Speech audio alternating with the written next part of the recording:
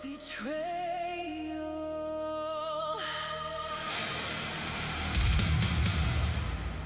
The eagle spreads its iron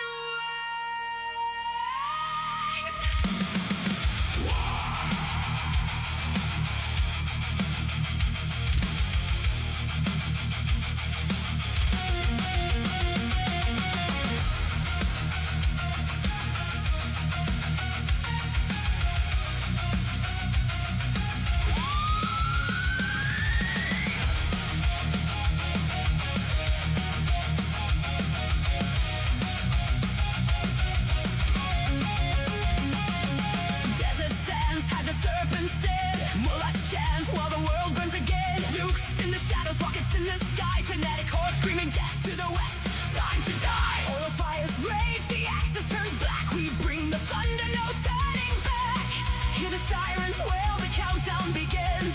Steel birds of prey, descending on sands. Blow it up, Iran in flames. Nuclear winter, erase their names. Blow it up, turn to glass. Carpet bombs falling, watch the empire crash. From the Gulf to the mountains, let the mushroom rise.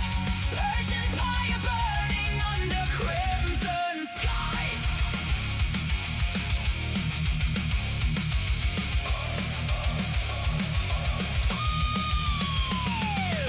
Ayatollah's palace crumbles to dust. Revolutionary guards reduced to rust. See children with bombs on their chests. Meet the reaper's sight. We do the rest. Underground bunkers, sealed tombs of lies. J-dams and molds rain from the skies. No mercy, no quarter, the fatwa is dead. Freedom's hammer smashing their heads. Blow it up, Iran in flames. Nuclear winter, erase their names. Blow it up, turn to glass. Carpet bombs falling, watch the empire crash. From the Gulf to the mountains, let the mushroom rise. Persian fire burning under crimson skies.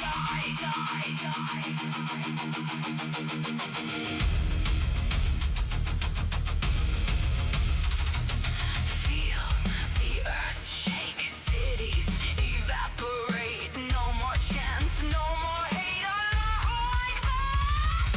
Fuck your gate. Fuck your gate.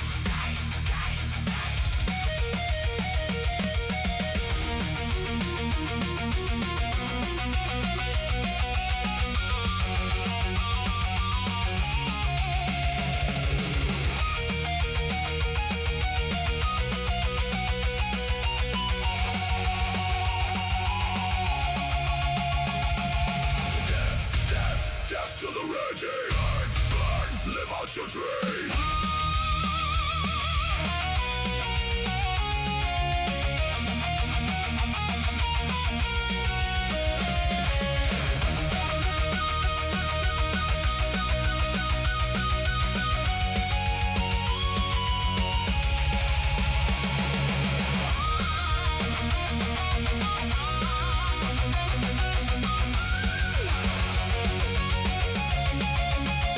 Blow it up. Blow it up. Blow it up. Blow it up. Iran in flames. Watch the vultures circle, nothing remains. The axis falls. Liberty's fire consumes it all. From the Gulf to the mountains, the old world dies. Persian fire lighting up the skies. War forever. Blown to hell.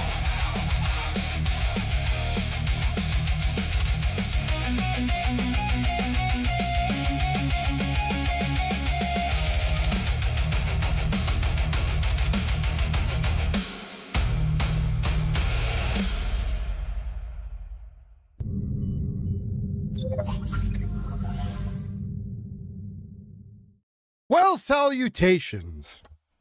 What was I right about?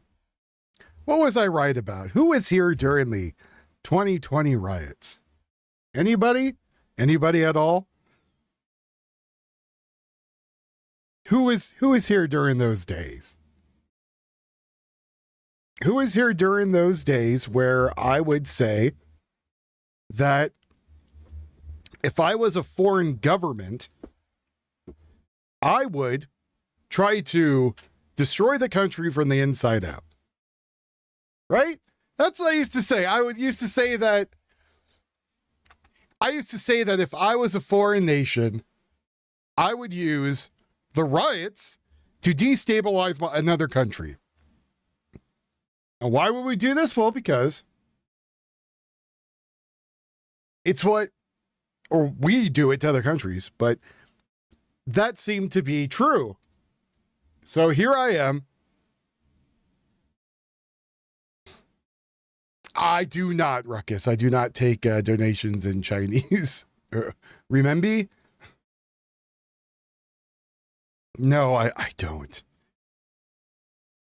And so I said it over and over that if I was a foreign nation, that I would destabilize the government of another nation from the inside out, because that makes the most sense. You don't have to do anything. You let them do it, right? You let somebody else do it. So lo and behold, when I am sitting here late at night because I couldn't sleep, and I see this from Libs of TikTok, and Libs of TikTok says, China paid the media to instigate the BLM riots.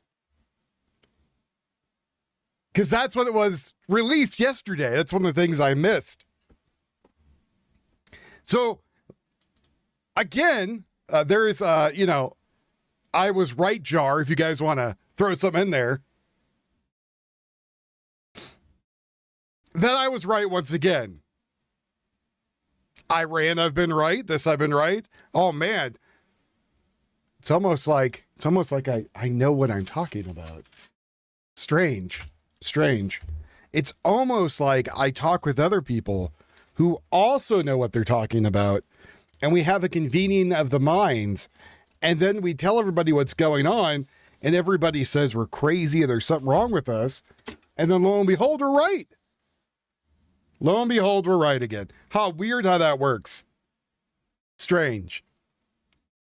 So, I'm holding out my Wolf was right jar, or an ammo can for here. Yeah, we've seen it in real time. Hell, you guys seen it when I was talking about stuff, and all of a sudden it came true a few minutes later, which is bizarre and creepy. So, I am goddamn Nostradamus is what's happening. Not really. I just read a lot and put pieces of puzzles together in my brain, and they tend to be right a lot. So, Breonna Taylor, George Floyd, Uncle Sam, Tito Bandito, whoever the hell it was. What's up, Larry? How you doing, buddy? Whoever it was that came up was paid for by the media. And oh, lo and behold, we find that there's now a guy who left America, now lives in China. Who, what is he doing? Oh, that's right. That's right. He's giving money to media sources and different groups. China. And he lives in China. And while he lives in China, he's been giving out money to these groups. Better track record than Notre Dame. Well, thank you.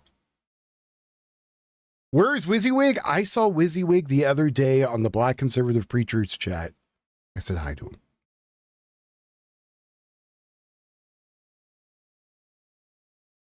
So, yeah, Breonna Taylor was a human shield. George Floyd was just some guy nobody cared about, but the media is what sparked the outrage. And on top of the sparking of the outrage, other people got behind it, who also sparked more outrage. And then it came to this. Mind you, these fires killed people. There's people in there who died. We watched a homeless guy walk into one of these buildings and never come back out, and nobody reported him as dead because that would have looked bad for him. But during that time is when I got blacklisted and never been removed. Give me 1 second.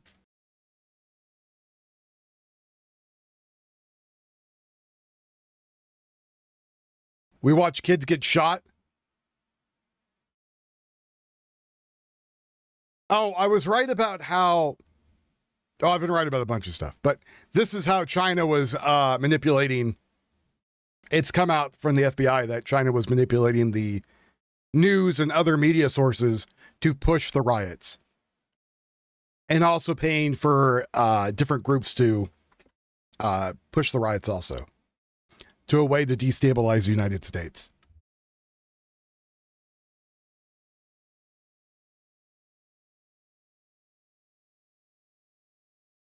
So that's what we figured out. All these horrible riots that happened was another country that pushed it and pushed it over and over to try to destabilize the country. Yeah, I started reading the files last night. So the reason why all these news sources that are trying really hard to go against it now, Trump, the thing with Trump is that to the politicians, Trump is an unknown. He's not easy to control, right? To both sides. Nobody knows what the hell he's going to do.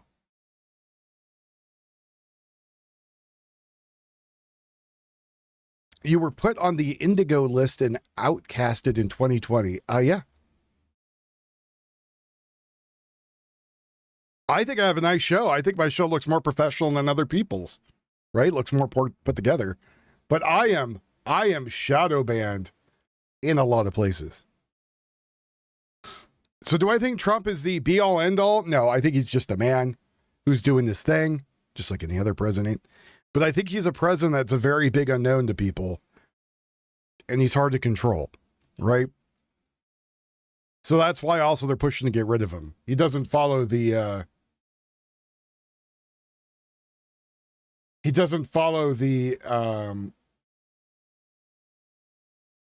proper dance as the rest of them, right? But so we have ABC, CBS, NBC, all these people getting money. Hey, thanks, Joe. Put all this money out there, and all this money goes to making sure that a certain narrative is pushed. And that narrative that was pushed was that America bad, the cops are bad, the government's bad. Now, I don't really have a lot of faith myself in the government. I've never have.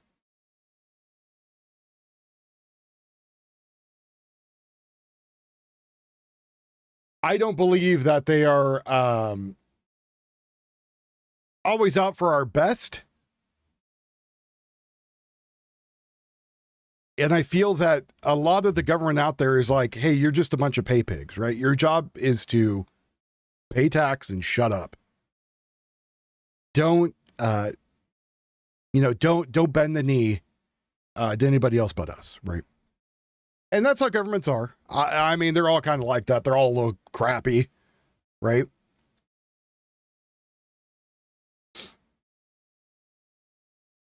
But channels came out there and said, we're not going to air Trump's speech. We don't want people to know what Trump's saying. We don't want the FBI stuff to come out. We don't want the CIA stuff to come out that, hey, this entire time, all the media has been lying to us, right?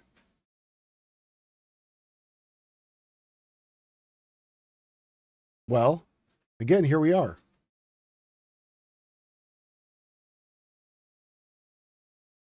We are now in a world where a lot more stuff is becoming relevant that we're seeing. And a lot more people are seeing the honest truth of what's happening. Carl Tucker, I mean, he I don't know, getting paid by the CCP now and went nuts. Because money's a big thing, right? Everyone has a price. Everyone has a price that they'll change their tune. Now, if you have a country like China who has billions to piss away, and you have someone that goes up to Carl Tuckerson and goes, hey, look, I'll give you 20 million, change your tune. I think he's going to roll over and do it. I think most people, as much as we all want to say we have this strong moral compass, what's your price? $100,000, $200,000, $1 million, $2 million? How much money would change your life for the better that you would have to give up your moral compass to say stuff? And I know people out there are going to say, well, I would never. Ah, bullshit.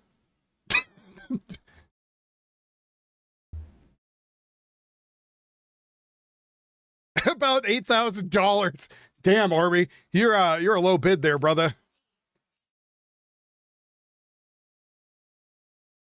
There's already military on the street. There's National Guard, multiple cities right now because the police can't handle people. But how much, chat? How much would it take to change your... Well, I don't know. I guess it doesn't work because, like, most people aren't doing a show, right? Most people aren't like me doing a show and talking about stuff and bringing up news, right? But I had somebody come into one of my shows and tell me, I'll donate $100 if you say you're voting for Trump. And I said, and, you know, I always need money. It's my day job. But I said, I will vote for whoever I believe is the best candidate, regardless of your money. Now, if somebody came in here with $1 million and, you know, had cash in hand and gave it to me, right, for $1 million, I don't know. That would be very hard pressed because I pay off my house, get out of debts, I have to stress every day, right? But then you got someone like Tucker Carlson, or you have, I don't know, pick somebody. Pick someone in the news, whoever you want.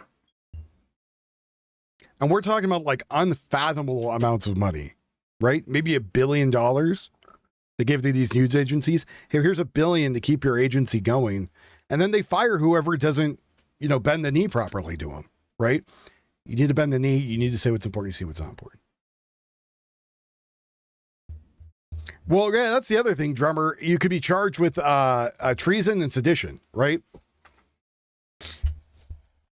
But what if you didn't, right? What if it was so close to the truth, but just been just enough not to, right? That would be the other thing. Candace Owens, probably the same thing. It's probably money. I agree. High treason equals death penalty, but I don't think we're going to do that anytime soon, unfortunately. Yeah, so then they took better money. Like, so that's what happened. And this has now been, again, more truthful than what's coming out. We first saw that with Elon, that we had, he bought X, and what did he see when he bought X? Right? Besides firing 3/4 of the staff and making the site run better. Candace is jealous of Erica Kirk. Oh, I did not know. So Elon Musk came out and said, hey, I just looked at all of our back-end paperwork of this company I just bought. And there's stuff from the FBI. There's stuff from other countries telling us what we can and can't report on. Now, freedom of the press comes into this, which the freedom of the press, which I do not know, Elon's doing like a cat girl robot at this point, I'm convinced.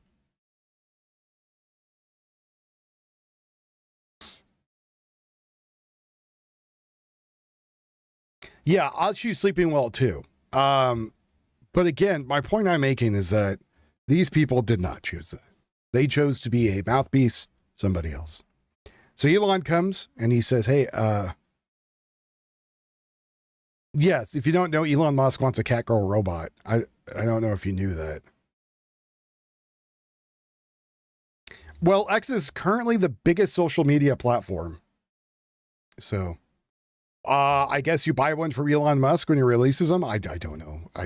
I don't go looking for sex robots, but I would assume he'd be the one to look towards. So Elon comes out and says, hey, we got all these papers from the FBI in like other countries telling us what news we can and can't report and what we have blacklisted. And then we have all these people who were put in here who were a certain demographic, I would say. Hint, hint, nudge, nudge. And those people were more than happy to bend the knee to them. You don't want us talking about Trump? All right, we'll ban you. Election interference, denial, we'll ban you. Virus stuff, we'll ban you. Right? What's up, Walker? How many times did I get strikes for just telling the truth? A lot. And then people started hitting me with strikes for showing guns on air. It's the other reason I moved to my VTuber, is because it's really easy if I show a gun on air and be like, yeah, that's not me. I'm literally a cartoon dude. And then they go, oh, okay, let me take away the strike. So Elon sees that. Then we got news companies saying, insiders saying like, yeah, we get told what we can report and what we can't. That's not freedom of the press. That's denial of the press. Where a bunch of big law DC attorneys talk about the X files released by Musk, and they're super liberal, but they're concluded it was very illegal plus fraud because of how feds indicated the ad market. Yeah. I don't know why there is not a large lawsuit against this. I have no idea. Like, you can sue the federal government. People do it all the time and win. It's not an unheard of thing. And it's maybe something that needs to happen more, especially when you have people out there who are getting their livelihood taken away for being open and saying stuff, right? Now, the difference between someone saying, hey, I did all this reading and I read about this virus and it came from China, right? Not only did it come from China, but it came from a lab in Wuhan. Not only that, but it seemed to be released on purpose, not accidental, then brought around the world. At the same time, we had the 2020 riots. Kind of weird, right? Weird coincidence. All these money being pumped full of those groups to go out there and riot. I mean, Portland, you had people out there who were getting trucks full of stuff. Pallets full of bricks dropped off. And food. Oh, man. The amount of food that they had out there would have fed all the homeless in LA probably for a year. And weird soy-based ribs that kept getting covered in tear gas, and then people ate them, and I swear they're going to have cancer in the next couple of years. But all this stuff happened simultaneously, and the news was pushing it, but the only thing they were pushing was the people need to stand up to the government because of what happened with George Floyd or whoever else, right?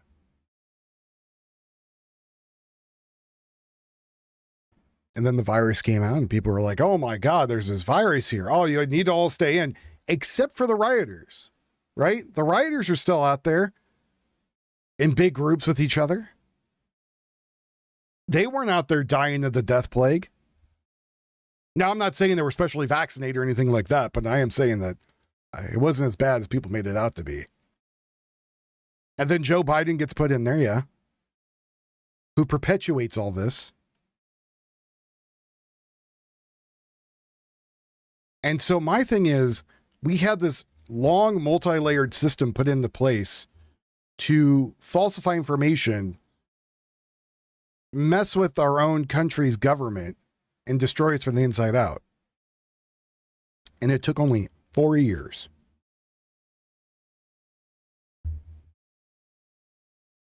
For it. But my point I'm making, though, is I pointed this all out.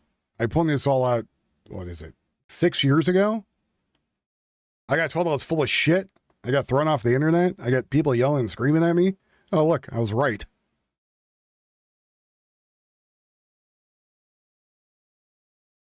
So, yeah, Riot Orders had bad upsec and showed that there was an organized chat, multiple organized chats. You're right. I think I started in 2019, so 7 years ago. And so we find out again that not only was there a cabal of people whose entire goal was to undermine the American people, not just the government, but the American people. And I was watching the People's Court last night because I watch reruns of People's Court because I find it interesting watching people yell at each other. No, we're not going to watch Rodney King riots. No, Tio's trying to send me stuff, apparently. He's tired of me talking. He wants me to move on. Yeah, I've only been streaming since 2019. So I can only claim I was right, Jar, since 2019. Yeah, Tio is alive again. He got one of those Elon Musk Japanese cat girl robots. But it took only 4 years plus, mainly the 4 years, because you got to think they put people probably in there, Rocco's, like back in, I don't know, probably 2000-ish, when they started having to, move people here. It was a long, like 20-year plan, right? That's what I think.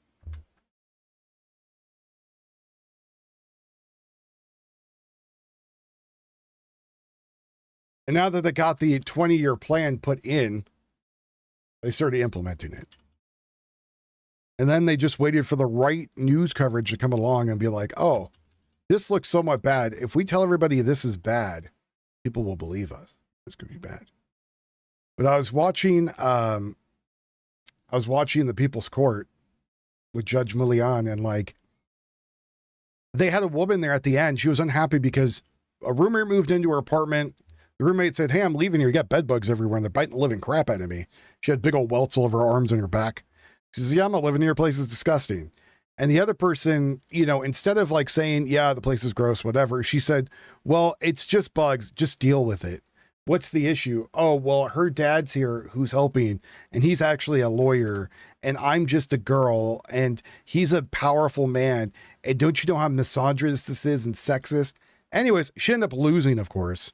She lost the case. And as she's leaving, she says, I don't care what it takes.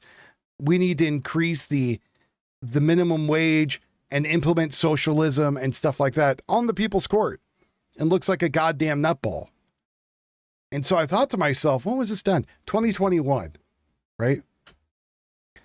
Yeah, you have to throw away the mattress and probably burn the house. But again, this college girl saying, hey, I want to live in a house full of bed bugs. And, but at the end of it, the point I'm making is that at the very end, we had this crazy woman, even there, pushing that agenda. Why are they in Uvalde? What's going on in Uvalde? Why is the National Guard there? I don't know where this is. Tio just put morons. Oh, Houston.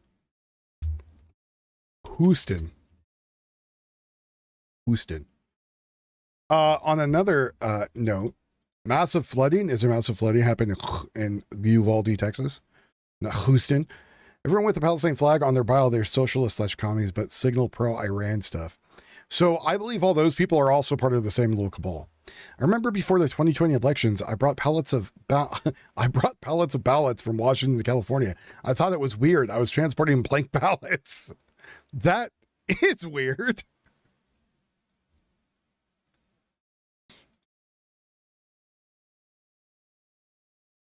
That is strange.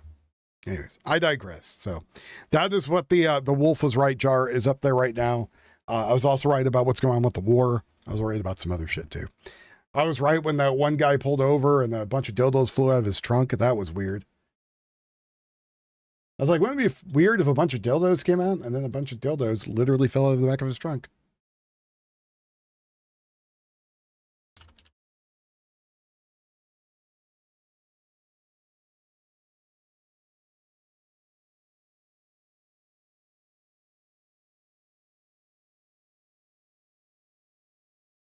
So, all right, we got some people out in Houston. We got a fire over there in Sacramento. We got 2 cameras of Iran coming up here. One from Intel Cams, and the other one's from Uncent Collective. Those are both Uncent, which should be open source intel. Which, if they try to copyright strike me, just make some assholes. Because it's supposed to be open source intel, and open source means anyone can use it or be used. We also are on the 7th day now of bombing the living Christ out of Iran.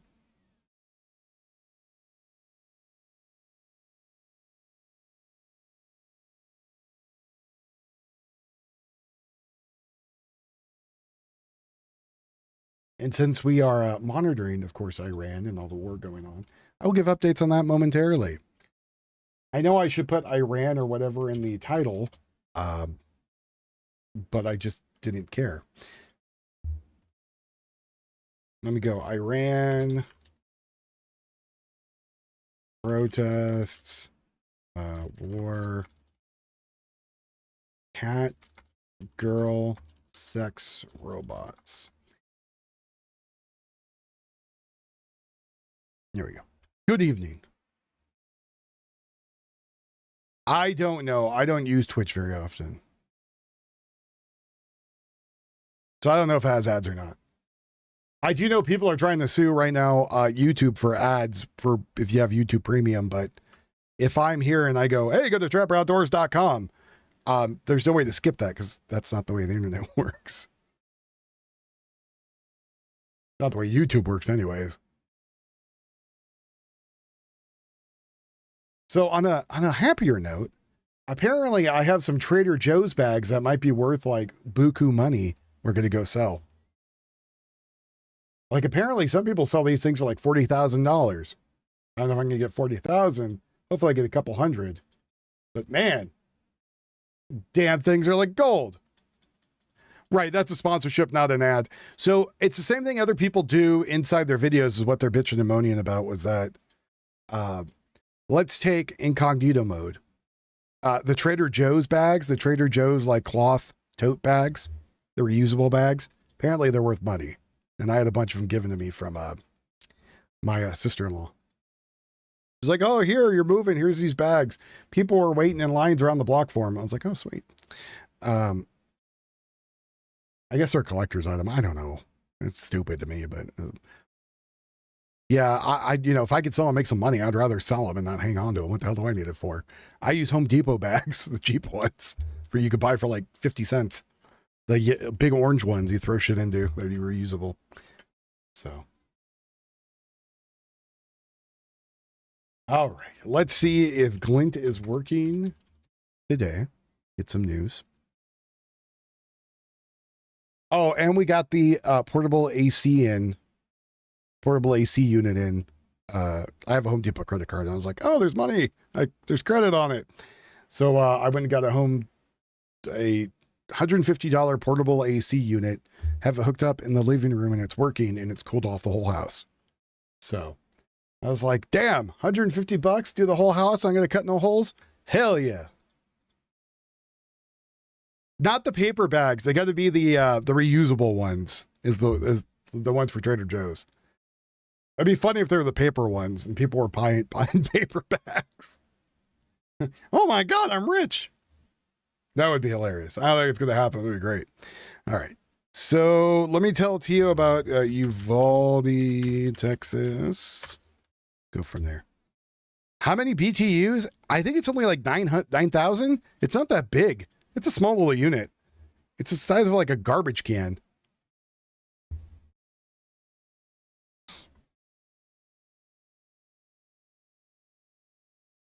Paper straw collectors go mad for this. Yeah, exactly. You'll never believe what we did with these paper straws. Paper bags suck in the rain. I think paper bags suck in general. That's why we have reusable ones.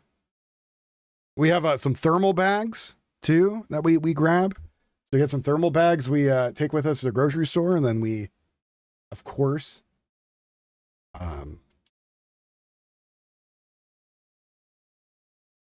use those. And then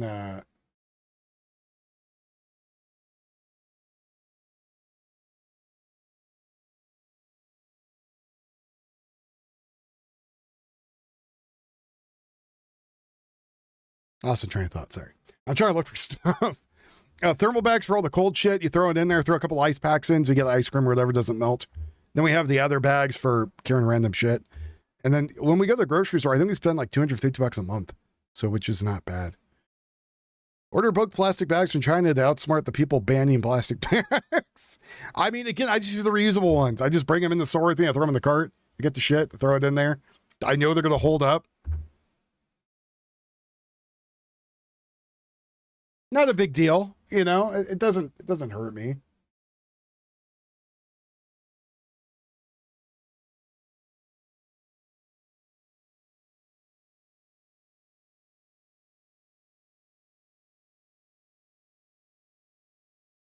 It is what it is. Best get wherever was finding a thrown out domino. Oh, best get ever was finding a thrown out Domino's pizza bag. Oh, the ones they stick the thermal bags. One of my buddies worked for Domino's as a manager, and he got one of the ones that actually plugs in to the cigarette lighter that keeps stuff warm. He used to take that damn thing with him camping. He would cook food at home for the first night. He would throw it in the bag to keep it warm.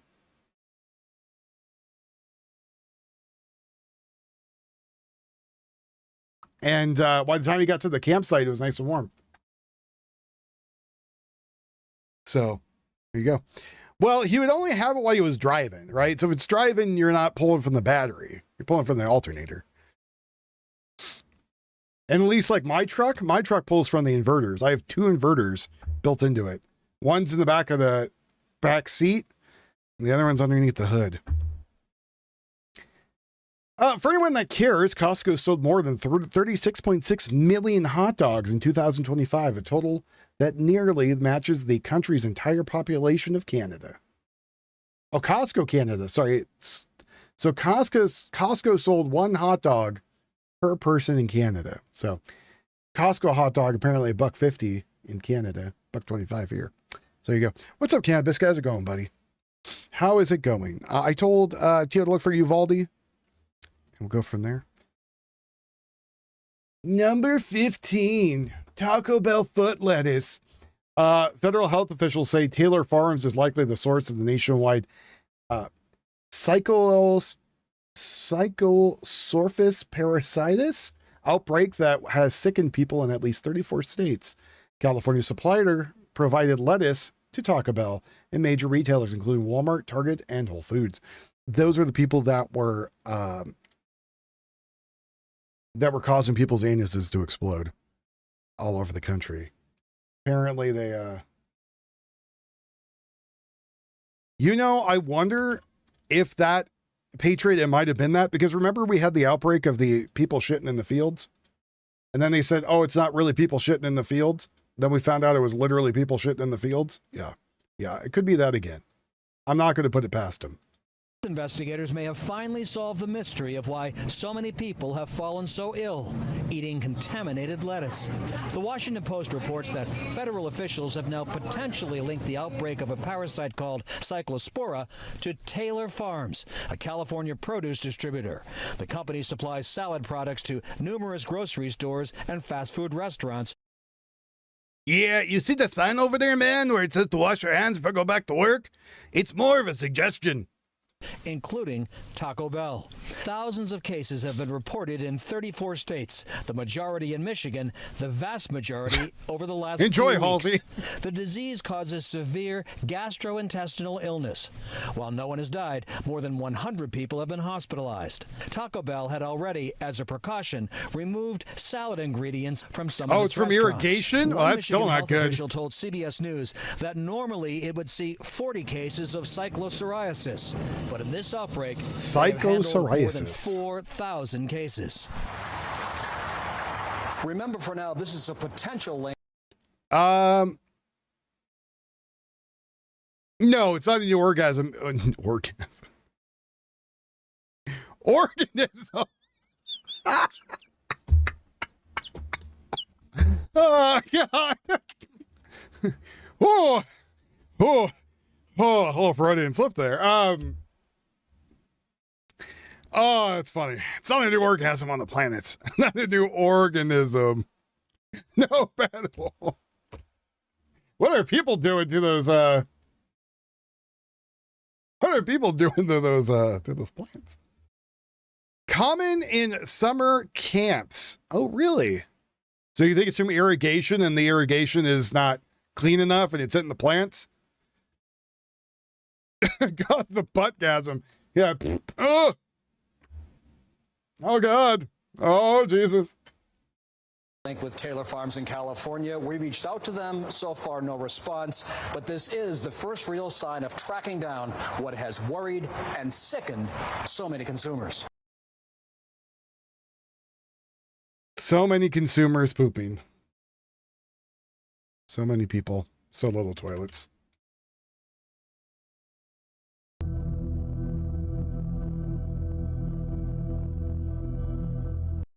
Oh no, Iran. Was that important to you?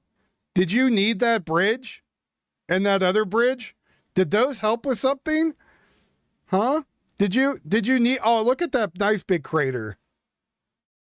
Oh, you gonna try to repair it? That's nice. You needed that one too, a nice big hole in it?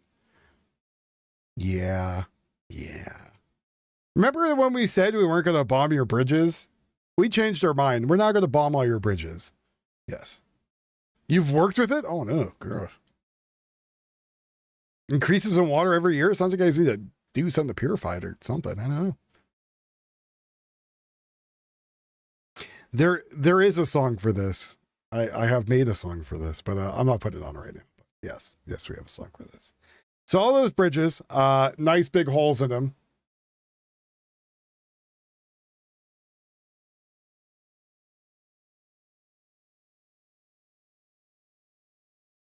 There's many things that were very nice that no longer exist there. Go be really hard to, give air traffic control now, I guess. Building's not looking too good. Looking a little lopsided. So that was the air traffic control tower that was taken out.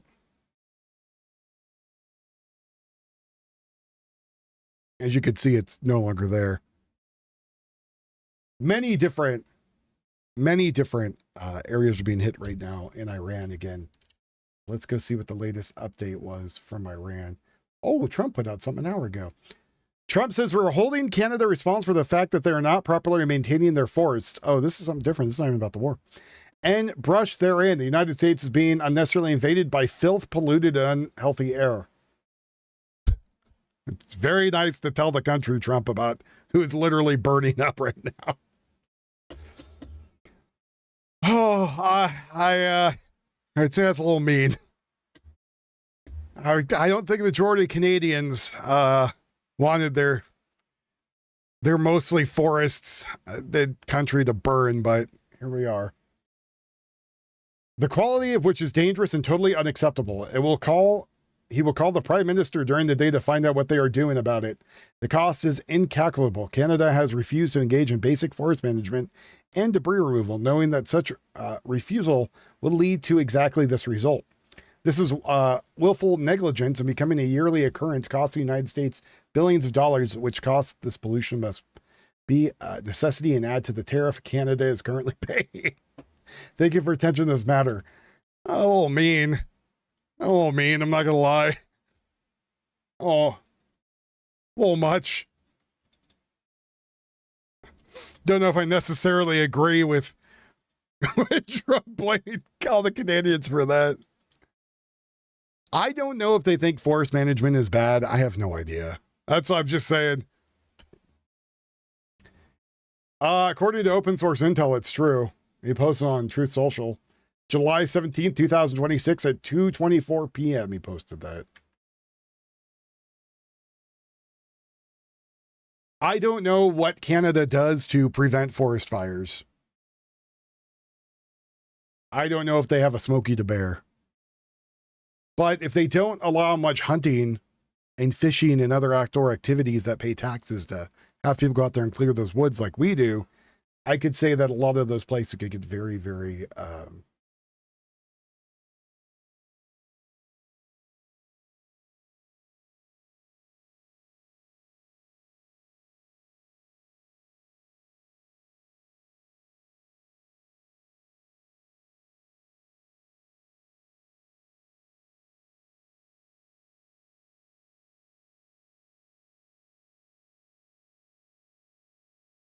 as I get distracted.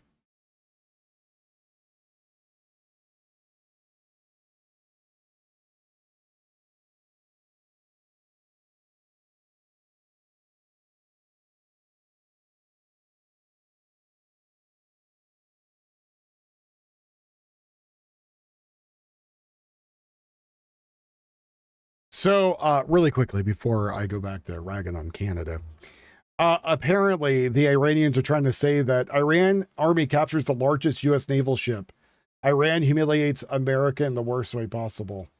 Let me, that's just blowing them up right now. But let me show you what the largest naval ship they're claiming is. Okay.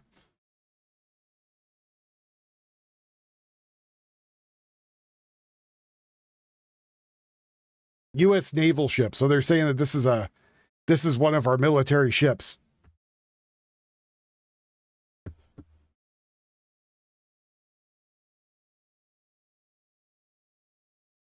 I'm just going to let this sit here. Why this is bullshit. They're claiming they captured, but they're saying it's a U.S. naval ship, like it's a military vessel. That is not a military vessel, as far as I'm aware. I don't know. And also, they didn't really capture anything, and there's some guys in a rowboat just going by it with a selfie stick. The MSC something, and people are pointing out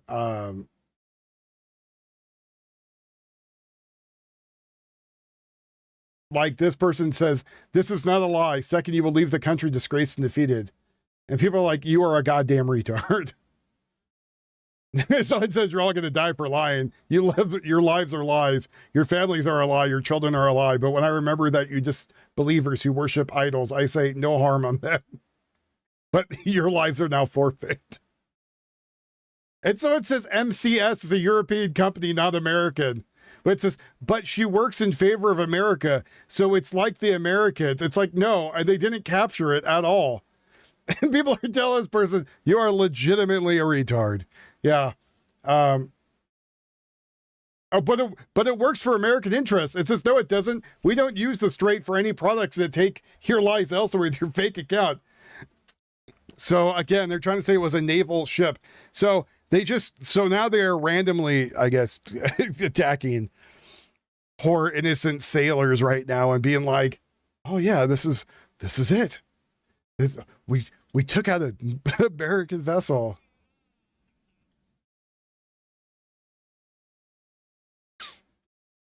So they seized, what dumbasses they seized a Swiss ship. Yeah, Mediterranean Shipping Company, the world's largest container shipping line, operating a global fleet of 1,000 vessels, funded in 1970, and headquarters in Geneva, Switzerland. Hello, Laverian Savage. How are you doing, buddy? So yeah, the ship they got was a Swiss ship. They're trying to claim as their own.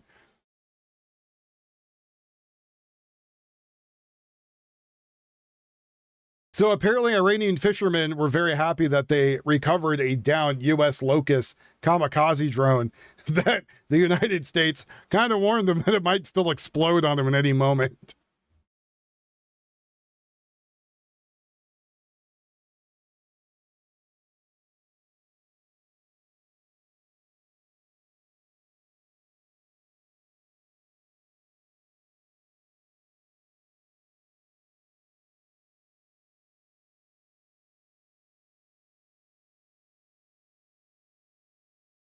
Silly ass people. Apparently, other people, the Gulf Reporter, America is getting closer and closer to the point of no return. Yeah, the point of no return is we're going to bomb most of the goddamn place into oblivion. They can't hit any of our ships. They're not doing great.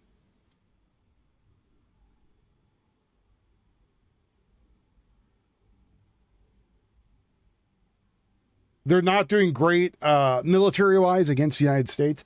Again, we had people coming in here yelling and screaming at me the other day, being like, oh, no, you don't understand. They're doing great. They're taking out the United States, blah, blah, blah. You know, they blew up one of your ships. And, like, these people lived in America. I'm like, are you fucking daft? What is wrong with you?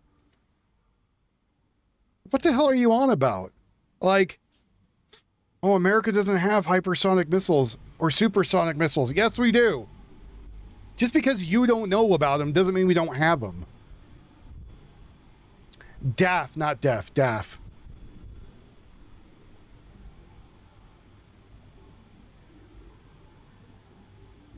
So it was a weird thing to kind of hear about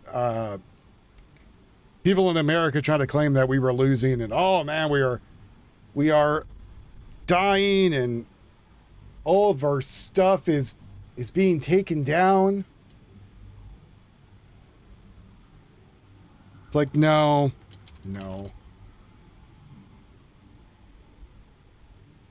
It's not what's happening whatsoever. You guys are just nuts. And the other thing I don't really understand with people is like, why if you're in the United States, you're all happy about people in the United States military dying, right? Like, why would you be excited about that? Like, oh no, we got in a war with Iran and we're totally losing. It's like, no, we're not. Like, we honestly do have the largest military in the world and the most advanced military in the world. Like, that's not us just blowing smoke up our own ass. Like, that's a real thing. We have such a large military that other countries rely on us for our military. And me personally, I feel that we should kind of lean into that more, right? Like, yeah, if we are literally the most badass people on the planet and other countries want to hire us to, you know, take care of them, all right, sure. But you are going to pay out the ass.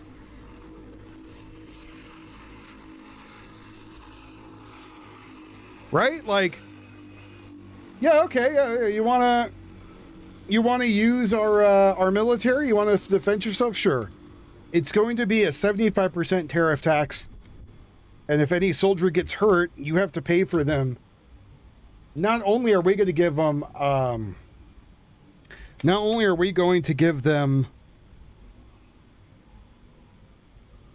benefits afterward, right? But you are going to pay them a substantial premium service afterward, right? Just in case. Like, so people like Marksman. So Marksman has a really interesting tattoo on him that represents him doing some squirrel shit, some secret squirrel stuff, which I'm not going to, again, get into all the stuff he has done because that's not my business. Though I did offer him something purple today.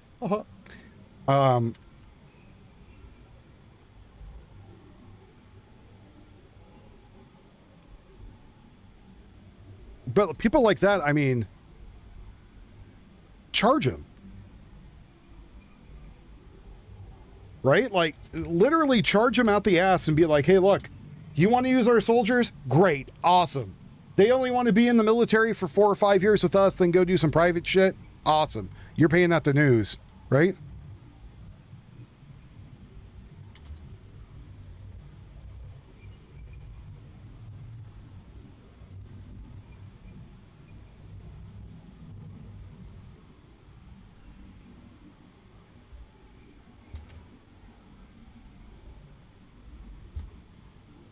Sorry, I'm filling something out really quickly.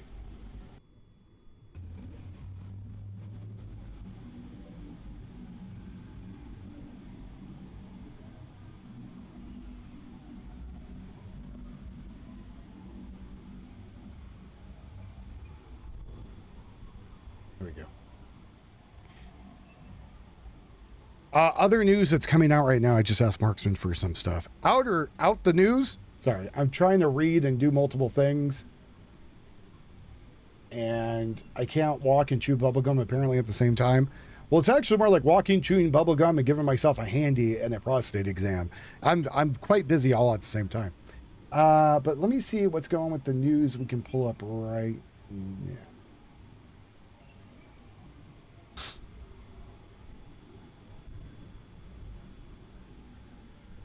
Bomb, bomb, bomb, bomb, bomb, Iran. Bomb, bomb, bomb, bomb, bomb, Iran. We're gonna bomb Iran. Back to the sands. Let's see, Agenda Free is looking just... Again, like, I don't understand his stream. I really don't. Like, I'm only gonna put this on for a second, but Because he's probably going to get booty tickled. Like, this is his whole stream. This is it. It's just that. And then, like, he talks every once in a while. Why don't I do that? Why don't I put it? Why don't I take 5 minutes? There's nothing there.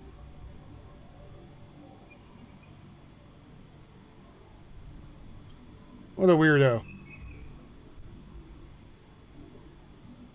I don't get it. I don't understand. I just don't. I don't. Let's see what propaganda CNN's pushing. That guy is quite red. I don't know what is going on with these commentators. That guy needs a haircut or a comb and needs his shirt fixed. I mean, that guy looks just very, very disheveled. Missile facilities, naval assets, etc. It's made a lot of threats. It's attempted to escort some ships through, but the fact is, and this, of course, affects. It might be a Chinese bot. It works. It's working like ass. Like, I don't know what's going on. Iranian missiles hitting, by the way, Salty base in Jordan. That is currently what is going on right now. And he has bitch tits.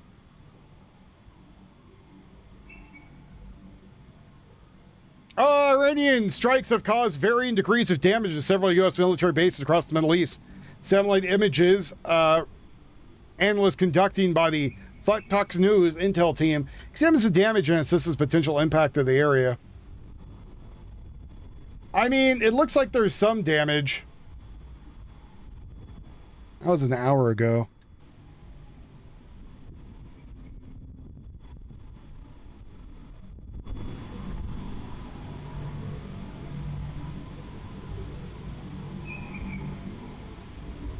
We're gonna bomb Iran. Iran attacked at least 2 military bases in Jordan this week, injuring several U.S. service members after the facilities were struck. CBS News reported on Friday, citing U.S. officials. Iran again attacked at least two Jordan bases. No fatalities have been reported among the Americans or the Jordanians at this time. Severity of those injuries is not clear. U.S. warplanes often use Jordan military installations to refuel and launch.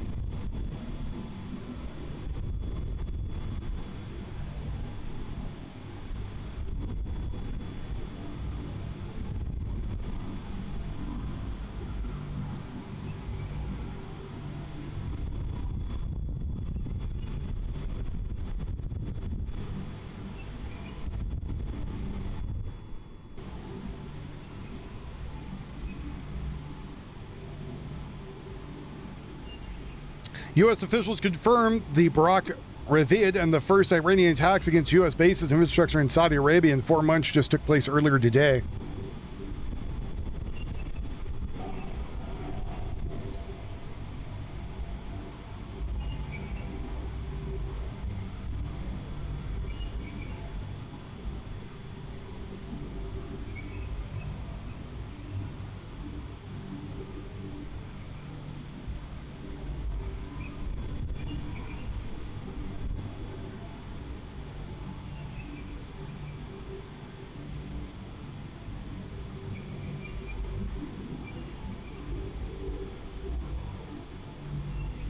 I feel like Iran definitely has a suicide wish. I'm trying to find another feed of the guy that doesn't look like he's a retarded robot.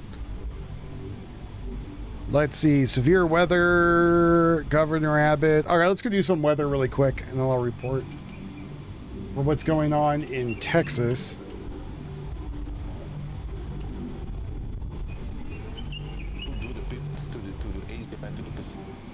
That is not what I wanted. That is the exact wrong feed. We are not out of the danger zone yet. That's according to Governor Abbott, Danger who gave an update this afternoon on the deadly Texas flooding. Good evening. I'm Clarice Tinsley. For now, the death toll from the Hill Country flood is holding at 2 people. Fox 4's Sean Rabb in with the very latest. Sean. And good evening to you. Let me tell you, one of those 2 people are dying, of course, in Kerr County. The other in Uvalde. A different impact in profound human cost in contrast to last year's flood. But the damage to homes, businesses, livelihood could be more widespread, and at the end of the day, come with higher cost to rebuild than last year's flood. State leaders in Uvalde Friday, the epicenter of this hill country flood. I had the opportunity on my way in to Uvalde to view the entire region by air and get to see the rivers that had been overflowed, the fields and neighborhoods that have been flooded, the pockets of devastation that you were able to witness from the air. Governor Abbott meeting with locals from Uvalde before briefing on the flood's impact and signing a disaster declaration going to President Trump. In the town that may have been hit the hardest, cut off by the floodwaters from the rivers around it, especially the Nueces. What it does is it will open the door to federal relief to assist in the rebuilding of this region, where more than 300 rescues have taken place. Statewide, more than 500 people total pulled to safety. Still a very dynamic situation where we had days of 10 or 15 inches of rain. Another day of 1 or 2 inches of rain could produce equally catastrophic impacts. North of Uvalde in Kerr County, extensive damage. The worst downstream from Kerrville around Ingram, Center Point, and south and southwest. 19 bridges in that county, at least 6 now with serious damage. Others, workers have not been able to get close enough to inspect. But a different flood than last year and a different response. This time, the difference is we saw that our neighbors were being flooded for about 2 days before this flood, and so that's really kind of the big difference that has happened here. Recovery doesn't end when the floodwaters recede. It only begins, and it will continue for months, if not years. Austin Dixon is CEO of Community Foundation of the Texas Hill Country. That public charitable foundation raised $150 million after the deadly flood in and around Kerrville last year. They, too, asking you to give again to a new campaign called the Texas Hill Country Relief Fund that'll benefit folks across 10 Hill Country counties. The need this year is expansive. It's across a much broader region. It potentially is a more complicated undertaking in that there are more communities that are affected. And, of course, more people affected as well. Now, Texas got a lot of resource help. They're on the ground here now from 8 or 9 covered the Missouri one, states. too. The difference in this flood and last year's is what saved lives. And here it is. First, talk about the warnings. Last year, the storm and flood was at night and maybe with only hours of weather warnings. This year, though, as early as Saturday and Sunday, the predictions were in place for Tuesday through Thursday, catastrophic flooding. And many people heeded the warnings, getting out before the storm came in and the water came up. Sean, thank you. All right. So another update that we have currently, law and crime. Another update we have currently is that Iran officials threaten a full-scale offensive operation if U.S. strikes continue. I don't know what else they're going to do. We do have other things we can do to them, right? We have a lot of armaments we can hit them with at any point in time. And the minute that they attack, again, something where it's going to turn us from the offensive war we're going to a full-scale war is going to be absolutely horrible for them.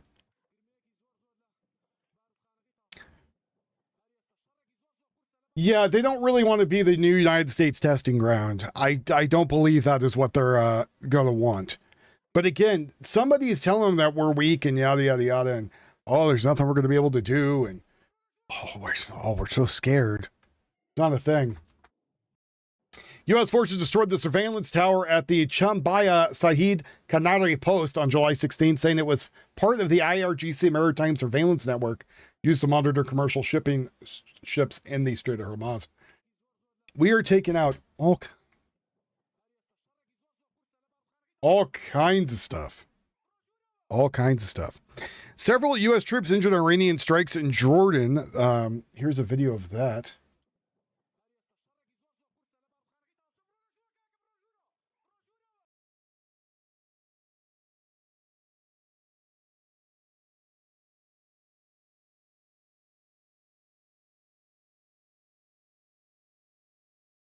Any audio to this? There is no audio to this. But that's the warhead that hit.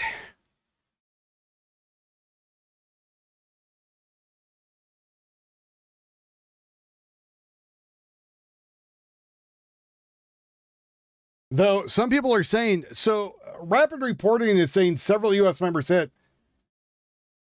But somebody also said available indicators suggest official U.S. assessments with no personal injury during yesterday's Iranian attacks may not be accurate. So people are saying some of them might actually have been hit.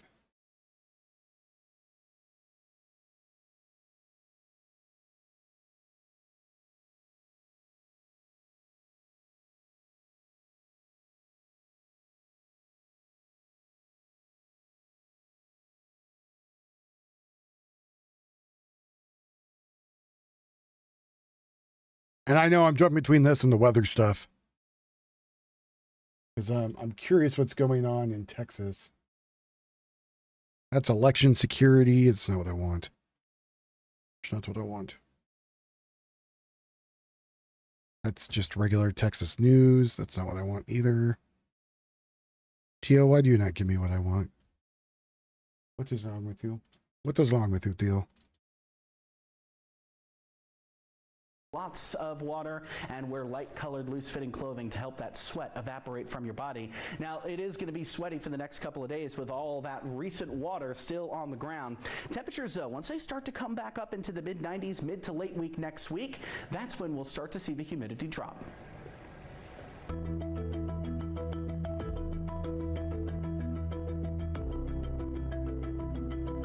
We are getting even more looks at just how powerful these floods were. These images right here sent to us from the Comfort Fire Department. And just take a look at the destruction there. Shipping containers thrown aside, trailers overturned. The volunteer fire department tells us the flood washed away and destroyed everything in their station. But thanks to so many gracious volunteers, they were cleaning it up and running CP VFD command from the ruins. They are accepting donations on their Facebook page. We know it's been a really busy week with all the rain across the state, but it's also been a busy week in Texas politics. So let's bring in our No, I don't care. I just want the weather. With things, James. Thanks, Charles. Let's start with our top headline this morning. Texas has a new Secretary of State. Robert Howden, a senior advisor to Governor Abbott, is replacing Jane Nelson, who left her office on Friday after 3.5 years. Howden will serve as the interim Secretary of State through this November's elections, and then will need to be formally confirmed by the Senate when the legislature picks up next year if he wants to continue. In a statement, Abbott says Howden's experience in public service and at the Capitol prepare him to, quote, protect the integrity of Texas elections. Meanwhile, we could be seeing a debate between Democrat James Tallarico and Republican Ken Paxton in the U.S. Senate race in the next few months. Tallarico announced on Thursday that he's accepted invites from 3 Texas media groups and urged Paxton to do the same. Paxton told the Texas Tribune, quote, of course we are going to debate, but they didn't specify when or which station they'd prefer to do it on. And up in Washington, Senator John Cornyn is criticizing the Department of Homeland Security for not giving all officers body cameras. He told Politico that the fact that officers involved in the Houston ICE shooting weren't wearing cameras, was, quote, a mistake. DHS told us the remaining officers who haven't received cameras will get them in the next 60 days. James, thank you. And all week we've been showing you the devastation across Texas caused by the rain. Yeah, that's what we want, the rain, while I report on stuff in Iran. Impacted by the floods or looking for resources, state leaders are directing Texans to a few websites for flood assistance, starting with those impacted by the flood. So if you are looking for assistance like shelter, finding the latest on road closures, or beginning the insurance claims process, which can be a long one, you can go. I think I'm going to do my own disaster relief Websites. Go to called ohshitmyhousesgone.com. 211 for social services, including crisis counseling and food, rent, utility assistance as well. I think it could be very popular. And of course, everything can be found at that website. And if your home or business sustained any damage, you want to report the damage at damage.tdem.texas.gov. And finally, if you want to donate to recovery funds, you can visit rebuildtx.com. The whole website is just to help you. News One, but stick around. We got more news and, of course, the latest in your weather. Mine's not a scam.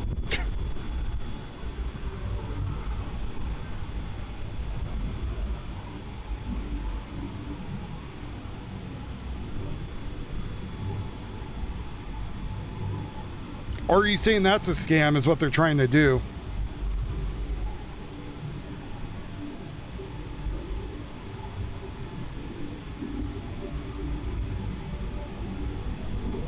Which it could very well be. To be honest, I don't know if it's a scam or not.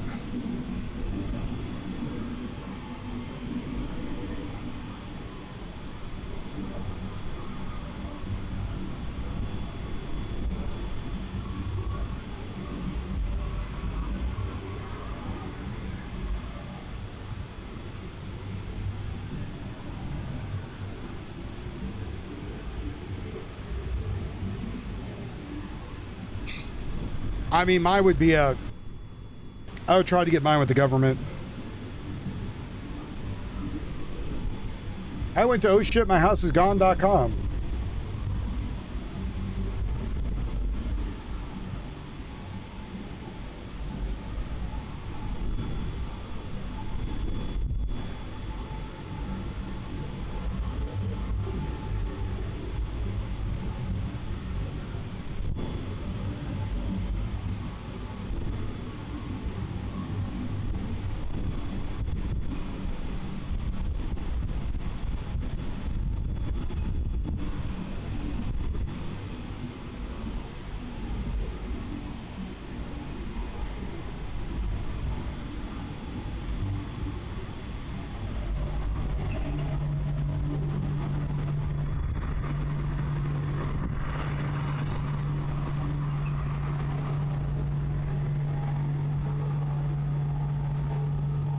I need a nonprofit name. I mean, there's those people that do the nonprofits that make bank, which is weird, but, you know, it is what they do. I don't know. I think personally I would feel bad about it. You know what I mean? Like,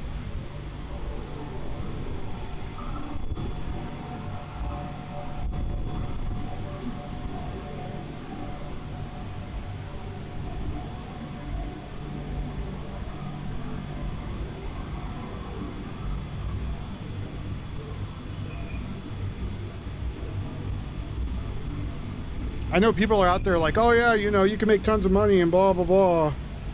It's like, well, I guess you could, but like, eventually all these scams are going to come to an end, right?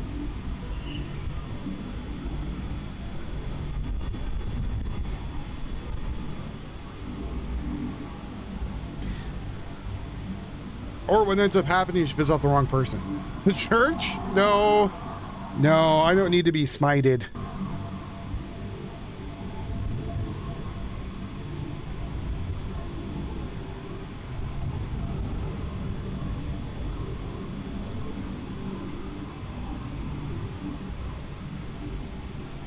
How'd you die? Got smited.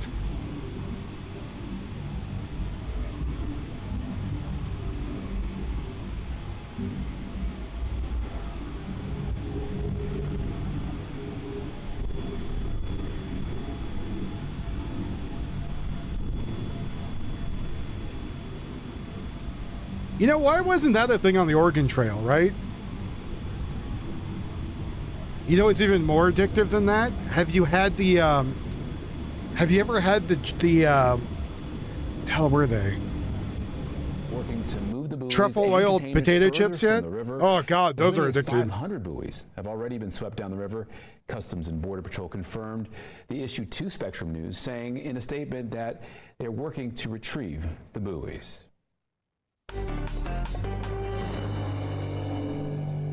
I'm meteorologist Sean Bellafury here with some great news from the Spectrum News 1 Weather Center. The stubborn upper-level low that has been causing all the devastation, the heavy rains in the hill country in West Texas, that's continuing to march westward. The hill country needs some drying out, and that is what they're going to get.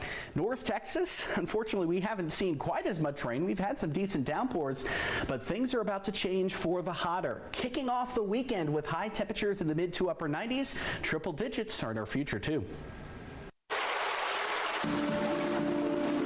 A symbol of faith fallen in the floods. The people of this community are strong people of faith, the people of Texas. We're showing you what Texans are left to face after a week of rain. It's amazing the outpouring from the community. We got people from all over town and outside the town helping out. From bridges washed away to roads ripped apart. Your first look at recovery efforts across the state starts now. Could you imagine playing the Oregon Trail and they're like, you've been smited?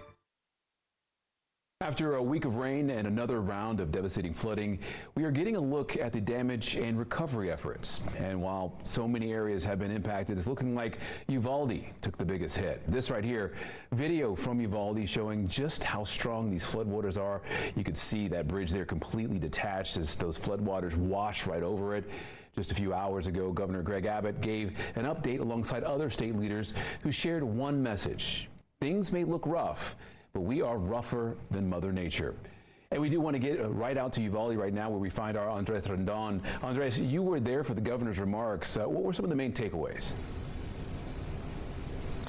Charles, he's trying to say he's greater than nature, and nature's going to kick his ass. From today's remarks, and when we're talking about personnel, the Governor Abbott, he said that 2,700 people from state agencies responded to calls from help from all across the state, including right here in Uvalde County.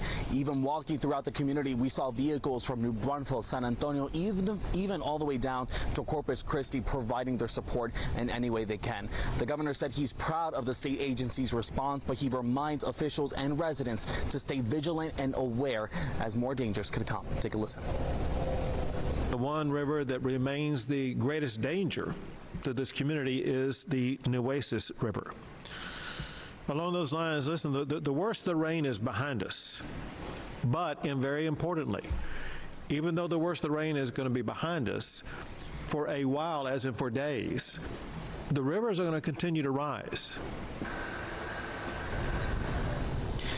Water rescues have been one of the most prevalent calls to state officials this past week in Uvalde County. Governor Abbott saying that across the state, officials have rescued more than 270 people. According to the governor and also the Division of Emergency Management officials, many of those calls were for vehicle rescues, people proceeding to drive in roadways with water but getting swept away. The governor reminds us that repeated message that we say all the time: turn around, don't drown. We want everyone, just for the next 24 to 48 hours, to be fully aware of the danger that water can provide to your life right now. Charles, again, it's a message that we repeat here all the time, but it's really one that keeps us safe from those dangers of water. Turn around, don't drown. It definitely saves lives. Yeah, very important message, Andres. Now, you've been out there for a little while now. What have you seen as far as next steps for the folks there? Now, when it comes to next steps, the part of that is going to be on rebuilding. So heading into Uvalde County, we saw that Highway 90 was being constructed by TxDOT crews. That was one of the main gateways into Uvalde that suffered extensive flood damage, but they're getting that underway with the highway now open. Same thing with FM 481, a bridge collapse. They're evaluating that damage now. But the governor's extending that help from state agencies also to the federal government. He signed a major disaster declaration asking President Trump for assistance. That federal funding, once we get it in, hopefully for 28 counties, is going to assist damaged infrastructure across the state, but also to hopefully for families to rebuild their homes. All right, Andres, thank you. And if you are just joining us, here's what we know so far. At least 2 people are dead from the floods. 1 man in Kerr County, another in Uvalde. More than 500 rescues were performed across the state from flooded areas. And the hardest hit areas in the state are Uvalde, which you can see there, and Zavala and Dimmitt counties, among others. Soon, the state will switch from response to recovery efforts, assisting in things like debris cleanup and rebuilding affected roads. And our James Barragan joins us on set tonight. James, along with the governor, we heard from a few state leaders today, right? How are they responding to things? Well, Charles, we heard from local Uvalde officials who praised the state's response and preparation for this severe weather event, saying that the state has learned lessons from past tragedies that potentially saved lives in this severe weather event. Listen to what State Representative Don McLaughlin said. We have an amazing organization in Tatum. I hate to use this frame, but it could have been a lot worse this time. I mean, but the way they are organizing it, and we realize in the district right now we have a lot of people hurting, a lot of people lost their homes and so forth. And the governor has told the city and county officials that they will be here till we're done, and we will. And for that, Governor, I thank you. Sure. And James, we know it wasn't just the governor. In Uvalde today, Democratic Senator Roland Gutierrez spoke after that press conference. What were his thoughts? Well, he certainly was not as complimentary as McLaughlin was. He's been a fierce critic of the governor in the past, and today he said the state needs to do more to help these people in need. He said he's put in a request for the state to provide $500 million from the state's rainy day fund. To immediately start helping these affected communities. He says he doesn't think the national help from FEMA will come fast enough. That has not been the history of FEMA over the last several years. People are in desperate need, and all I'm asking this governor is to truly help them, not pay lip service to the problem. Now, in fairness, Charles, the governor also cautioned that we are still not out of danger yet and are still learning the extent of damage from this flooding. He urged people to stay aware, safe, and listen to their local officials for guidance. All right, James, thank you very much. And it's not just Uvalde. Take a look at these images of flooding out of Sutton County. Well, we got some bad news just now. Yufi's dog passed away, her childhood dog, as of an hour ago. The poor puppers got too old and just they had to say goodbye to him today. So that sucks.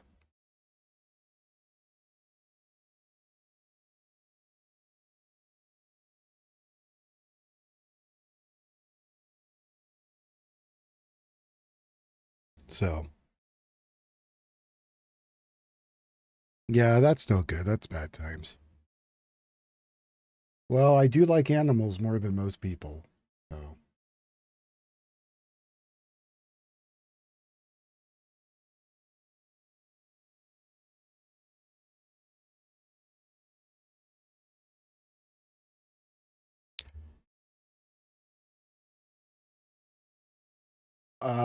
In Houston, it's for the guy that tried to run over the ICE agent and they shot him, I believe.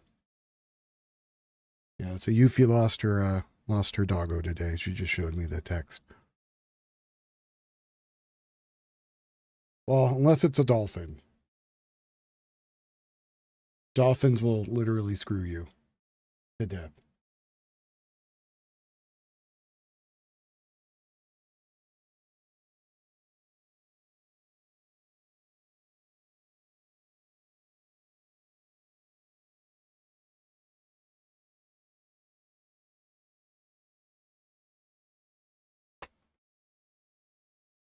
Yeah, it was a good dog too.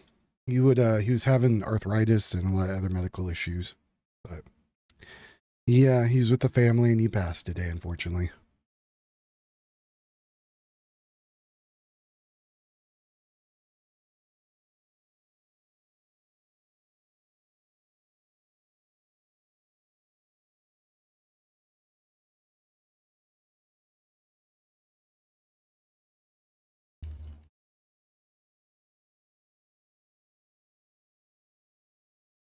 Yeah, I would say marrying a dolphin is a little weird, a little sus. Don't think that's okay. Yeah, she's over there with the beans. Spending time with the cat.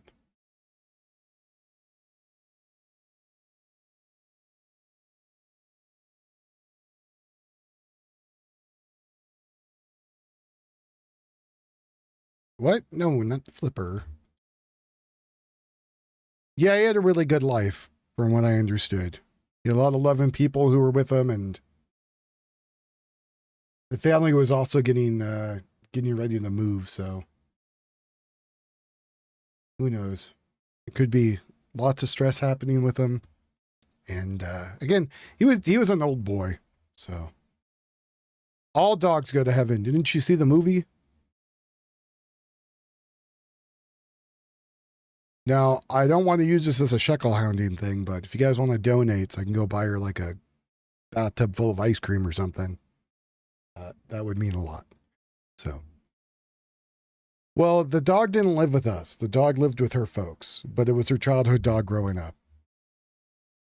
You mean if like the cat's going to be empathetic? Yes. Though the cat right now is scarier than the new air conditioner. His name was Boomer. Boomer the doggo.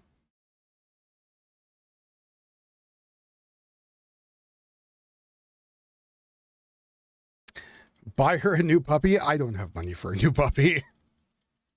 You did. You came in at the sad time of the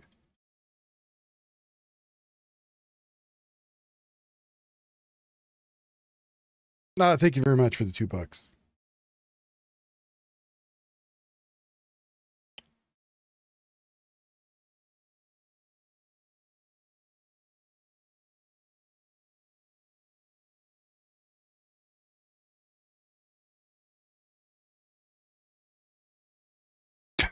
You know, I can't actually be talking crap about chihuahuas either. My sister has one.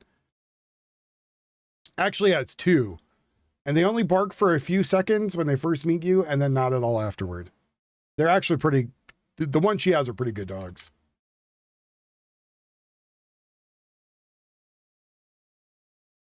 So...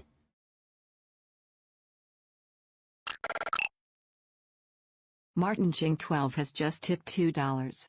Ice cream fund. But he got up there in the years, so he lived a very full life. I know at one time Trappers was trying to give me a puppy, and their puppers, he had I don't want to get too much into his business, but Trappers also had a pretty big loss this week of a family member, so it's not been a great day for my clan and the people around it today.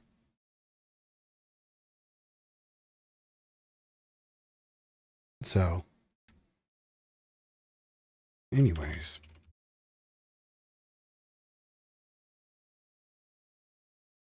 $17, and I am still struggling after 9 days. Yeah, we had a couple. I mean, we've had lots of animals growing up, so I don't think it ever gets easier. Like, I think it's always hard. Because, you know, they're part of the family, right? They become part of the family, and you care about them, and you love them. Chihuahuas are wonderful dogs, especially when they hit the neighbor kids.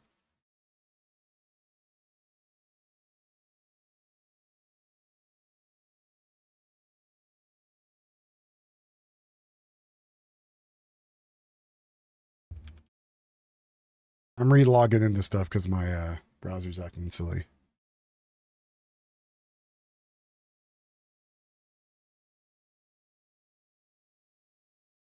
Yeah, even with my silly ass cat here who was a stray. She was a stray. Well, she was a neighbor's cat technically who was a stray, and then she came over here and never left. And she's a good animal. Though she's gotten really talkative lately for reasons I don't know. Oh, good. The vigil's over.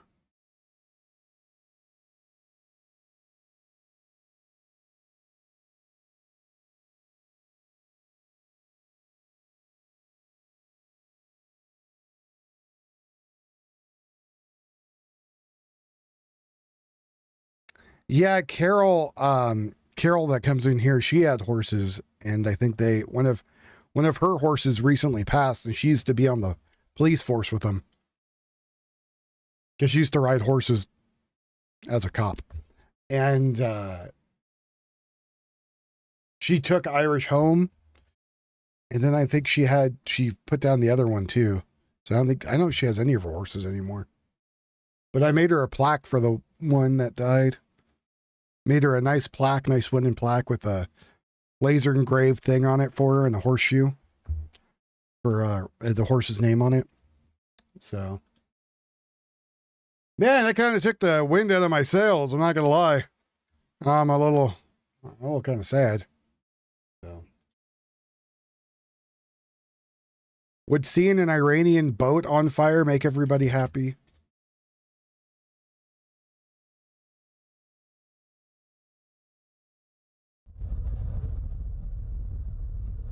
Oh God, I can hear the cries of the lovers on there. Those poor goats.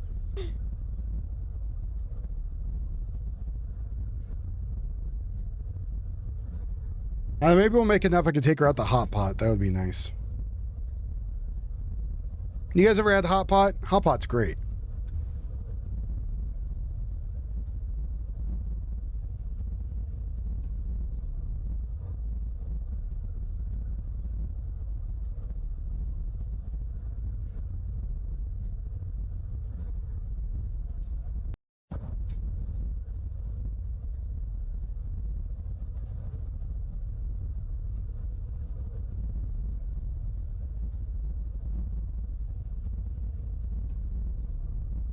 Are you talking about hot pot or roasted goat?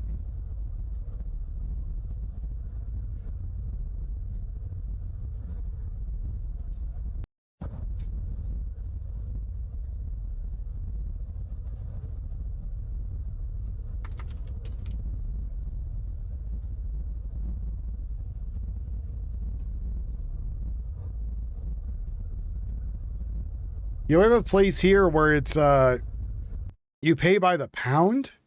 So you go and get they give you like a little plastic basket, and then you fill it up with whatever you want. And as long as you get to it starts off like a pound, then 2 pounds and 3 pounds. I mean, like, I'm going to say 2 pounds of soup is a lot of goddamn soup, because we usually me and her each get a pound and we can't eat all of it. Yeah, you don't want to eat those goats from them. They would be very tainted. They probably taste funny.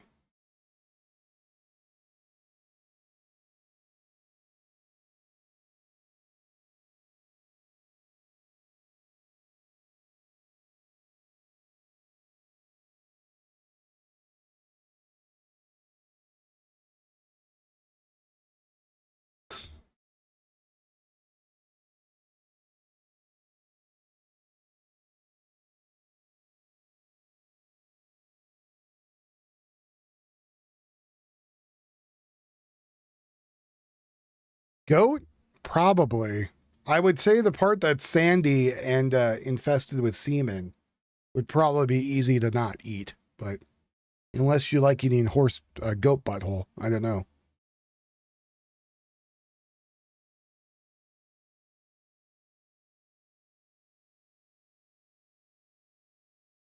Clasmere, thank you very much for the one coffee.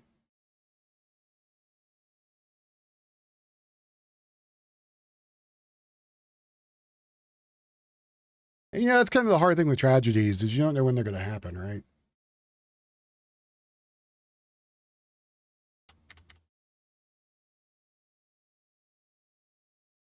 Very kind of you for the $5 reduce.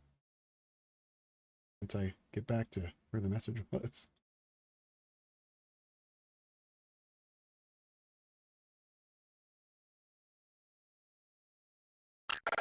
Oh!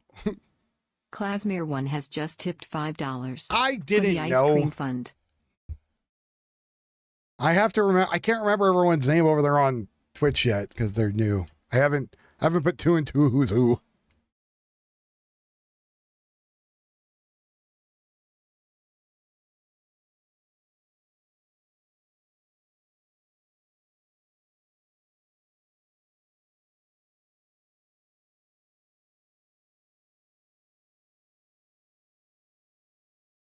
checking my my post really quick. Apparently, Texas military is running through Uvalde, assisting with rescues and cleanup.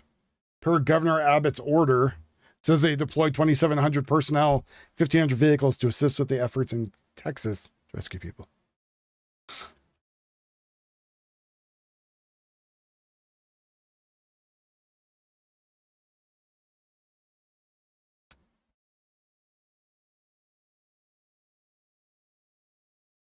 Let me go pick up more wonderful exploding news. Wonderful news of destruction.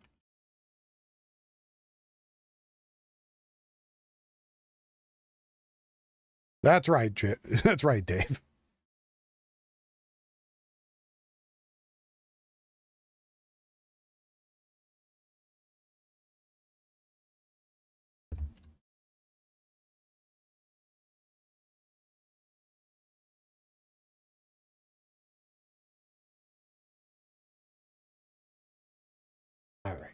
All right, let's see.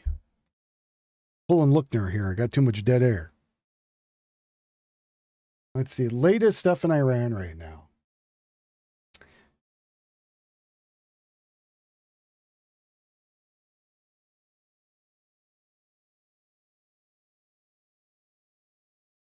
Some of these people again are nuts. They should have listened when Iran told them to kick the American military out. Time's up. I still don't understand why these people think Iran has like this ultimate weapon in war. I don't really get it. But a lot of people out there, which I think they're fake accounts trying to bolster Iran, are trying to say, oh yeah, we got to worry. U.S. escalates attacks, kills 3 in the country's southern Hermogan province after we bombed a bunch of their bridges and military assets.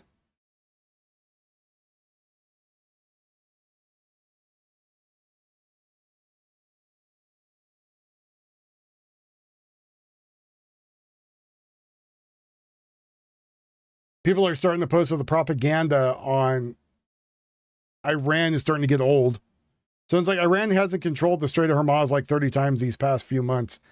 This propaganda is getting old. Well, it's Iran trying to claim that they're doing it.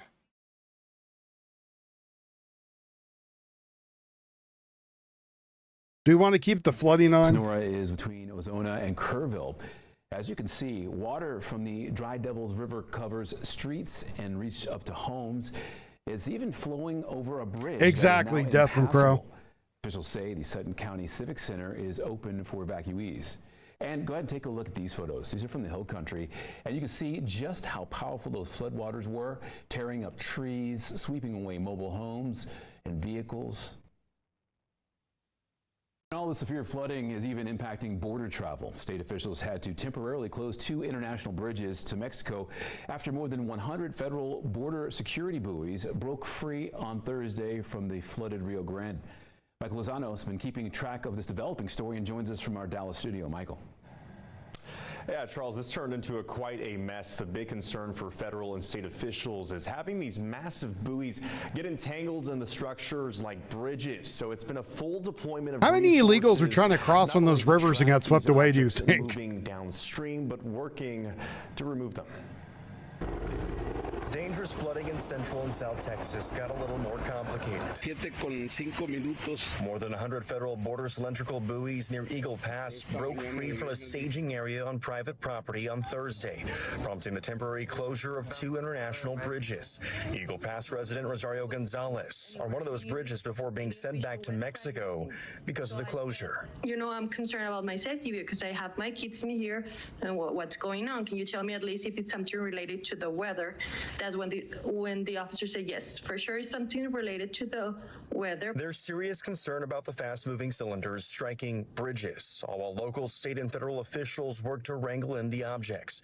Many of them right now are heading towards Laredo. Remember, this is a very unpredictable environment. We're not talking about just particles We're not just talking about debris. The buoys are all a part of the Department of Homeland Security's Operation Riverwall, a plan to install more than 500 miles of connected buoy barriers along the Texas-Mexico border. The buoys are approximately 2,000 pounds, and we will emphasize, as the mayor said, is do not try to get any of the debris, any of the buoys. Now Laredo is bracing for impact as floodwaters are expected to rise in that area, and the buoys At Brissy are en route. Cantasa 7592 donated $40 through Super Chat. Sunday morning 5 a.m. It's a beautiful morning here in Iran. We are a peaceful country. Lol. As of now, Laredo officials say they expect the buoys to Thank you very much, Bruce, for the 40, brother. Mid-Saturday, U.S. Customs and Border Protection tells us they're working with their contractor to retrieve the buoys. Brissy Cantasa 7592 has just tipped $40. The buoys don't cause any further disruption. In Dallas, Michael Lozano, Spectrum News. RW or RM, which I'm pretty sure that's Ratty Girl? As the waters start to recede, we're getting our first looks at the path of destruction left following these historic floods. After the break, we head out to Comfort to see how recovery efforts are going. Stay with us.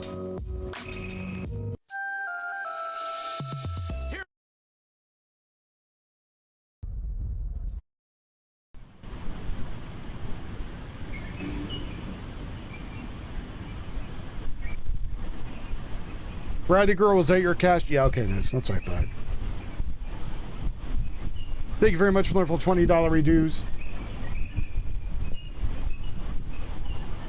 Well, at this rate, maybe I'll go buy her a steak. Jesus.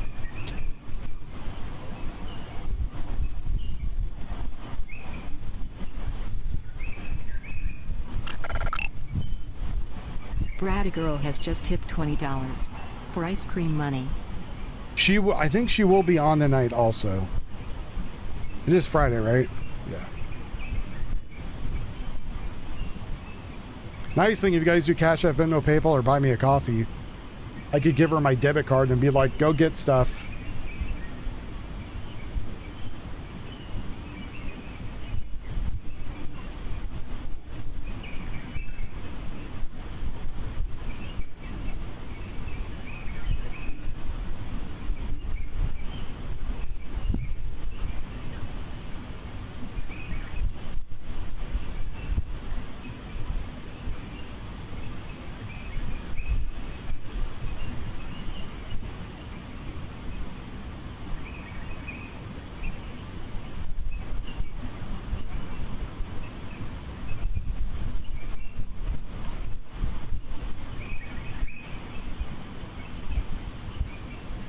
That's fine. I'm looking for more news right now too.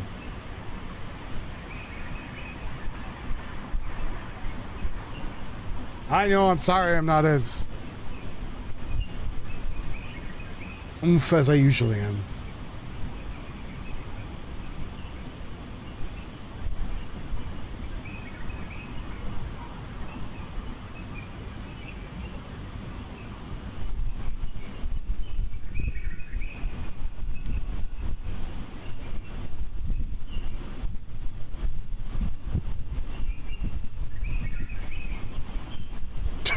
Well, thank you very much to him. Whenever he goes to Trappers, I'll make sure Trappers hooks him up.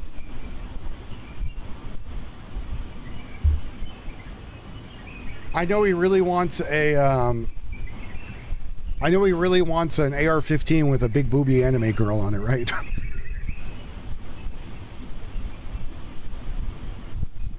I'm just kidding, but, or am I? Who knows? Maybe.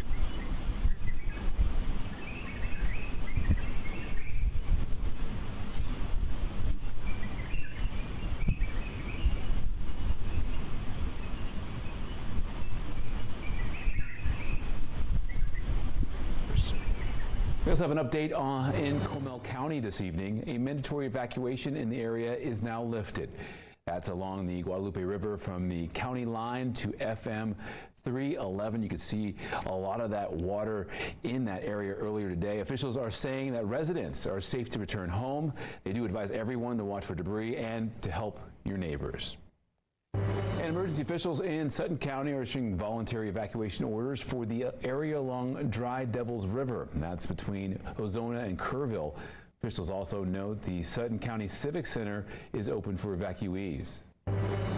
And teams from across Texas have been working around the clock rescuing anyone stranded by high waters. This video right here is from the Starflight helicopter that shows Travis County rescue teams assisting in Gillespie County Thursday. Crews worked to rescue a person stuck inside their home as a large appliance left them trapped inside. The man What was type able of to get his 380? arms up and airlifted to safety. I'm meteorologist Sean Bellafury here with your latest weather on the ones. Do you want and FMJs? some Do you good want news coming hollow out of the weather points? What do you want? department. The upper level low that, of course, has caused all of the issues across the Texas Hill Country with the flash flooding this week. That's continuing to march westward. Still going to be an issue for the Trans-Pecos region of the state. Apparently, Far west Somalis Texas, took around over El another, Paso, could be some, isolated flash flooding, but the flooding chances are out of the forecast. Maybe an Cargo early ship. morning shower, but generally dry and quiet. That's why I think you should be able to be armed on a ship. It's stupid you're not on certain countries are like, no, you're not allowed to be. Yeah, I'm going to be, sorry. Welcome back. Go ahead and take a look at this video of the River Frio in Concan Thursday evening. The river coming up to the tree line you see there that afternoon. The river reached nearly 20 feet high and covered that first flight of stairs on the left side of your screen. Now look at this afternoon and see how much the river has subsided. You can see much more of the ground and the pavers on the path torn up out of the ground there. Early this morning, it was about 12 feet high. This evening is at 7 feet. And in the Texas Hill Country, it was indeed a similar feeling for residents to last year's floods. Our Lily Celeste joining us from Comfort with more. Lily, I understand you were out there talking to some residents. Yeah, Charles, we were in a neighborhood that was pretty heavily impacted. They sit on a bank that just yards away intersects with the Guadalupe, and they were hit pretty hard. And it was very interesting to see the difference in damage in different parts of the same neighborhood. We spoke to two neighbors, one family ripping up their carpet, trying to dry out their house, while their neighbors who have been graciously helping them kind of balance $21 per box of HTP Remingtons. And it was really a reminder for us that sometimes And then they go up and down from there. You can go as cheap as $18.99 for regular FMJs for $18.99. I'll go get things, get the wife ready. Billy Rudliff was on his way to work Thursday morning when sirens blared and police told him to leave the neighborhood with his family. What was your first thought like when that was going on? Not again. Not again. Yeah, Lord protect us. Yeah. I mean, the only bright spot about any of this is that we didn't lose all those lives.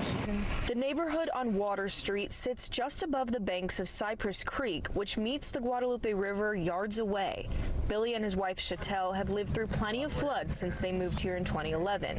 But the destruction of this week's disaster is hard to take in. I'm watching my neighbors pull their carpet and their furniture all out of their homes, and I'm sitting here and I feel so blessed, and but I feel so bad. The Rudliff's home is okay, but just across the street. And if you need, they could do it by the case too and give you a discount. From that being I'm feet away from all these tragedies, from one corner to the next. Like if you want a case of PMC bronze, I feel blessed. it's $485 and that's 1,000 rounds. There's like a survivor's guilt to it. Once we got everything cleaned up. The Ritchell family has spent the past 2 days drying out. There's still a little bit of a smell in here, but we've still got fans blowing in. This room down here was worse. It got water. It came up to about right there, and then it funneled into the main part of the house. This was all, it had a layer of mud over everything here. Wow. I guess there's another line of, that's where the water was in here. But just like their neighbors worry for them, this family that is just starting to recover is thinking about the next person. I know I'm fortunate, you know, I can handle what we got. I hope some of the people down the road, I know a couple other people that are worse, have it worse than us, so. And they're optimistic about the recovery this time. The efforts this year are going to probably be better than last year. You know, I think people still feel the devastation of last year, you know, so it seems like more people are showing up, helping. Hopefully everything's a little more organized this year. They had some. And did you want 380 auto or do you want longs? How, fortunate they considered themselves in that moment. And as well, you know, this entire community and neighborhood has really stepped up for each other, and we saw that very clear today. Charles. Yes, you did. Lily, great to see neighbors coming together. Okay, yeah. I got the right ones in for you. The community. I figured that's what you wanted, but. Yeah, earlier earlier today in that neighborhood, we saw deputies from the Kendall County Fire Marshals going door to door, speaking with people and surveying their houses to see, which ones would be safe to keep living in and which ones maybe not. And, I think it might be a while until we understand the true toll of this disaster. Many people say destruction-wise, they feel it was worse, but everyone believes it was not as bad as last year because we have not lost over 100 Texans, thankfully. So Charles. why don't they build their houses up on stilts or like pile drived concrete piers? What have you seen with your? Is that just not a thing, or? I am not even a person affected by this, but I am still in a little bit of shock. I don't think I understand that this has happened yet again. It's hard where we are right now in the Guadalupe River to understand where last year's damage begins and where this year's ends. This is pretty similar to what it looked like last year, and the strength of the water very visible. It tore the bark off this tree. Branches are wrapped around it. And, I came out here not too long ago just for personal enjoyment, and it was beautiful. You could see it had changed, but that peace was back a little bit, and it was so beautiful. And now a few days later, it looks like this again. Definitely a setback for all of those recovery. But yeah, I would think like you could go up maybe, I don't know, 2.5 feet and you'd be okay. Thank you for that perspective. Especially if you do it in such a way where it guides the water out from under it, like I don't know, ravine. Well, because it was. They were prepared locally, and state crews were in the area before that 20 to 24 inches of rain fell in Kerr County. The biggest difference, everyone had a heads up and got to work as soon as the threat was evident. The flood warning system, something I'm sure is very important to everybody here. The good news is it worked. With that activations, 2 sirens were on the South Fork and 1 in Hunt, covering that section of the western portion of the county.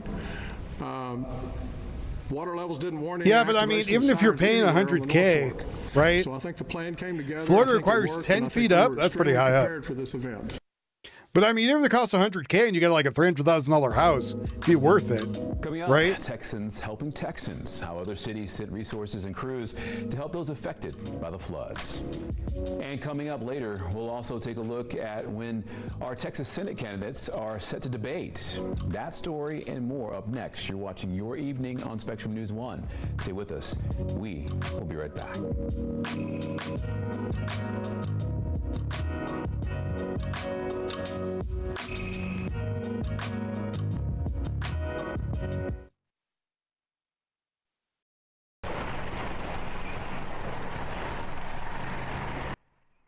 So here's the option I would have, right? You could either deal with the flood and have to demolish your house, which is going to cost a lot of money, then rebuild your house, or pay the money to get up off the ground. Like if I found out I was living in a floodplain and I was going to build, I would have already put it up on pile drive piers. And then all I got to do too, because I knew somebody who was doing a mobile home, well, not mobile, modular home, right? Modular home, still pretty nice. And they wanted to put up in the air.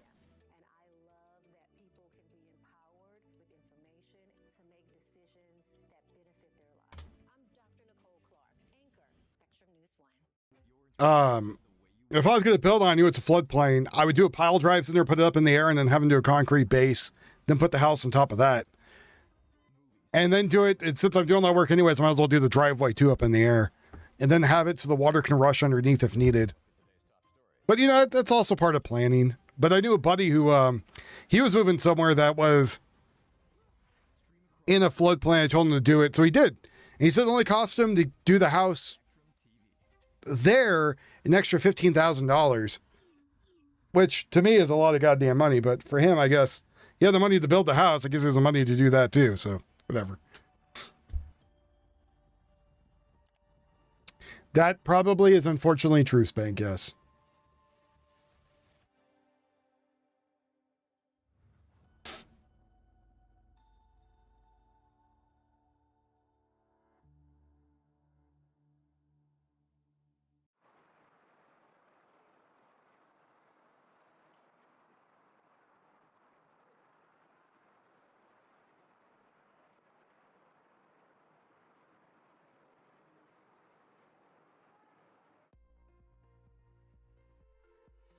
But the only flooding there would be hurricanes. Hopefully there's no hurricanes either. Yeah, do you want to donate today because Yuffie lost her pupper Tombo? We're getting money for me to go give her a bathtub full of ice cream to make her feel better.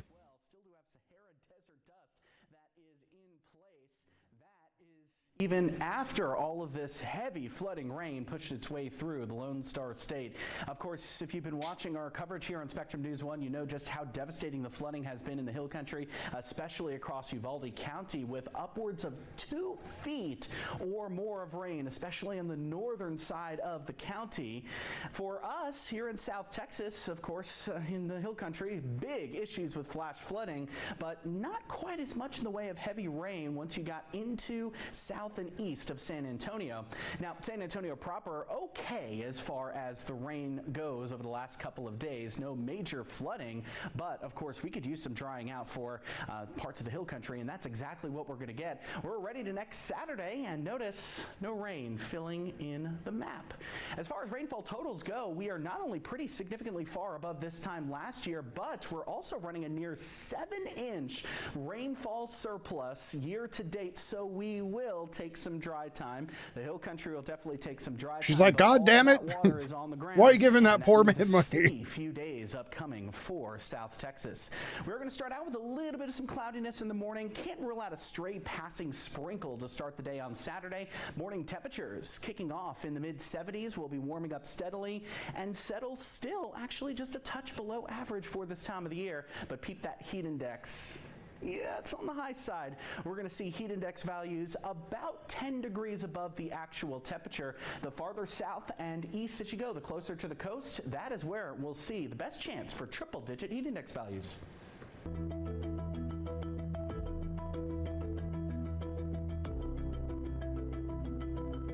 We have an update in Comal County. A mandatory evacuation in the area has now been lifted. Residents living along the Guadalupe River from the county line to FM 311 can now return home. Austin Fire Department sent resources to assist with the floods. 2 members were pre-stationed ahead of the floods. That number has now grown to 12. Austin Fire is asking for those wanting to volunteer in the Hill Country to hold off for now. We know that the water is still high and dangerous, so obviously no public needs to go out there to help yet. Of course, any volunteer or any member of the public, they can call Red Cross, see what their needs are now. And help isn't just coming from within Texas. Alabama sending a swift water rescue team to the Lone Star State. Alabama's Governor Kay Ivey says oh no, have always go get her an old Honda Civic she can just beat the shit out of. I pray for Texans who are once again dealing with. If I was a parent and I was buying my kid a car, that's what I would do. It can sometimes feel like there's no I feel like they're reliable and safe enough. Like how this rain will help our state's bodies of water refilling. Our Lauren Kendrick is out near Canyon Lake with an update there. Much of the water making its way down the Guadalupe River from the Hill Country will drain right here into Canyon Lake. What? The water is at a level you should go get her an old Bronco, bro. Like, go show up with like an old beater. Hold on. Everybody's really excited about it. I mean, I've been driving around. Oh, hold on. Let me go look. When were the other Broncos coming out? Is one of those coming to look at the water levels at Canyon Lake. She quickly realized. You know, as much as I like to make fun of Spank on stuff, he is correct about that, about the Accord. There was a traffic jam on the road because people are out. Yeah, or 1980s Toyota Corolla 4-speed. Yeah, something from like the 80s or 90s they could just beat the hell out of. Because you know they're going to wreck stuff anyways. Staying up to date on the ever-changing weather. We just thought it's going to take a catastrophic flood, unfortunately. And with what happened last year, it came up, but it did not come up as much as this. We got, of course, it was a lot more rain, they said, this time. Yeah, like a 1992 Corolla would be perfect. Canyon Lake Dam every day. She keeps her own. My first car was a Dodge Power Wagon. Me and my brother traded back and forth. And then I had a 1984 Thunderbird. There was an island that we had to replace the camshaft because it snapped. And they had trees, and I even have a picture of it on my phone because I even sent it to my sister. And I came by yesterday, and it's gone, completely gone. So yeah, it has rised a lot. Perez says she can't help but think about the loss of life and property the recent flooding caused. It's sad that this has to happen in order for us to... Never mind. Don't go for an original Bronco. I just looked the prices for them. I was okay without it. Oh, We couldn't God. do that way. She is one of many who can't believe what they're seeing. And of course, it will be interesting to see once the rest of the water from the Guadalupe River ends up 2923 Cyberpunk the vehicle. final level will be here at Canyon Lake. And of course, we will continue to keep you updated.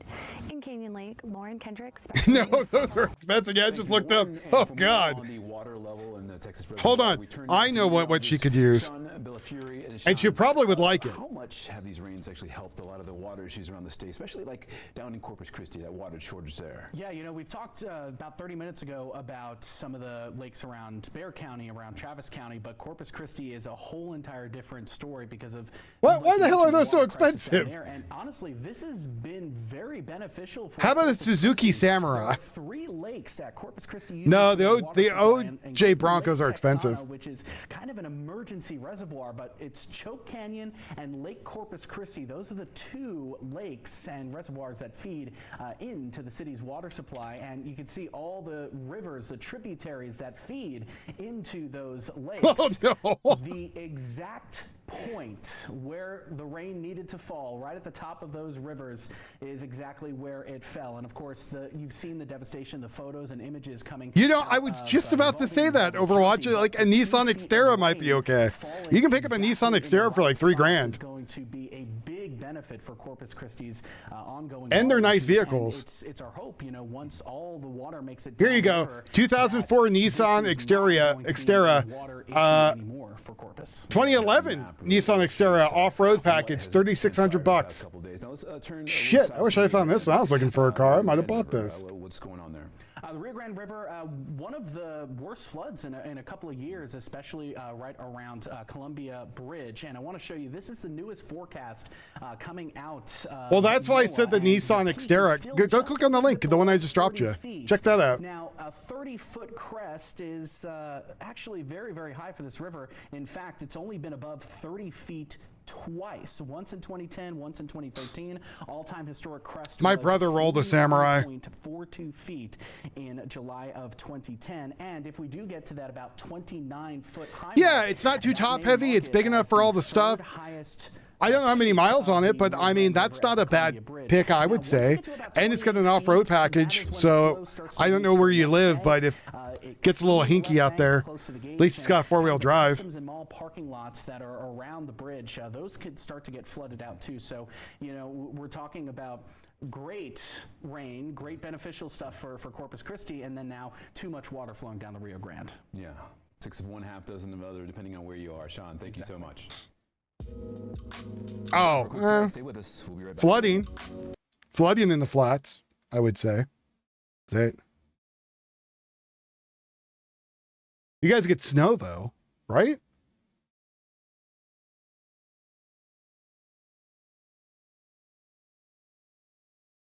That's the other only thing I'd be kind of worried about is the is snow, and you know, for that, you know, it doesn't really matter what you do, just you gotta teach the kiddo how to drive though. Learn about taking the air out of the tires, stuff like that. But I figured you already know all that. So I don't know. That's for me. If I was gonna buy my kiddo a car and I knew that, I think the Xterra would be okay. Jeep Liberty, that's another one. But I would get the longer one, not the shorter one. There's a few out there. A Toyota 4Runner, but they're expensive. But they're decent vehicles too. Pretty good. Does she like four-wheeling? Is she like a tomboy girl? Or is she a girly girl? The FJs aren't too bad either, but again, they're pricey. You're going to be probably paying out the nose, and they're expensive to fix too. The FJs and the CJs, all the other stuff, because you're going to like the Mopar parts, and they can get a little pricey. But no, she's 100% girly girl. Okay, I was gonna say like if she was like more tomboyish, she could show it like going four-wheeling and be like, hey, check this out. But I don't know. She probably wants more style. Dad, I want an Escalade. Like hell you do.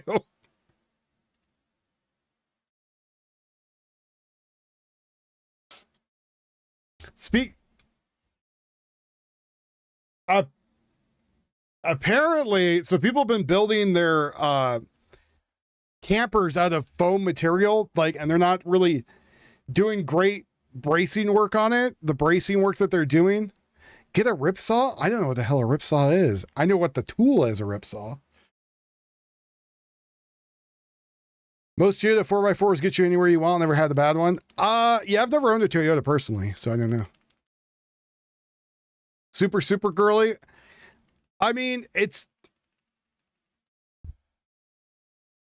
So my niece picked up like a 2002 Mercedes SUV with only like 60,000 miles on it. She paid $4,000 for it.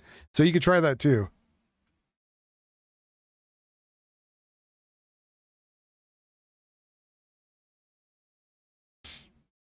Then you could say to her, well, I got you a Mercedes, you know, she might be more, you know, she doesn't got to know it's an old Mercedes, just saying. But had a Lexus once, and I said 350, most reliable car I've ever owned. To be honest, you know what the most reliable vehicle I've ever owned was? I owned two. One was a Ford Ranger, a 2011 Ford Ranger, which still runs great till this day. My brother has it, though he's trying to do some weird van setup, and I told him just throw a camper on the back of that truck. Even though it's an inline four, you do a small enough camper over the hood, over the cab, you'd have everything in it he wants. But that's not here nor there. Oh, that's true. All right, okay, that's fair. No, Spank. If she's a super girly girl, she's not going to want a rattle can job. Has to be Japanese, German cars, maintenance, Japanese expect you to neglect them. That's true. So do Fords. That's why I like them. And then the other one I owned that still lasts till this day with almost 300,000 miles on it is the Explorer I sold the Machinist. That's 2013. The 2018 F-150 I have is working pretty damn good.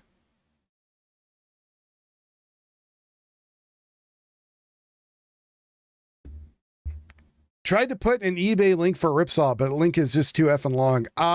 You could send it to me on my email. thewolfnavy@gmail.com.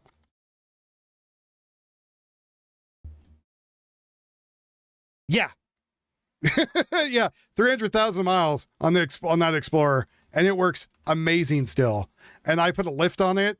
I got rid of the 20-inch rims and put 18s, then put bigger aggressive tires on it. It has a push bar in the front. It has 2 light bars I put into it and reverse lights.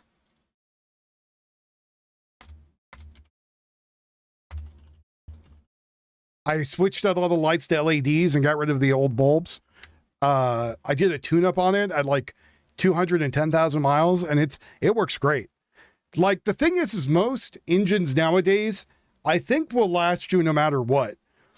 It's the only thing I worry kind of about is transmissions, except if it's a good transmission, should be fine. Like my truck is a 10-speed, automatic with a tow package and all the other, bells and whistles on it. Poor Yuffie. She's all crying and sad. Give her my debit card and be like, just go get stuff.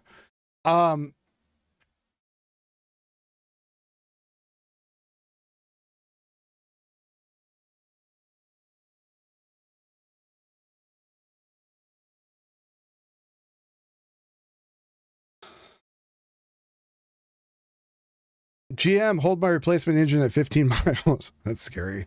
My demands are things like a timing chain, not a belt. Oh. I mean, belts are easy to replace, but kind of weird stuff. I mean, that's personal choice. Some of the vehicles, you can actually remove the belt and put a real chain in there if you want to. Your Saturn Vue Hybrid lasted 35,000 miles. It was the frame that died. The frame died? Did it rust out? What the hell does that mean? How does your frame die? Did it just break?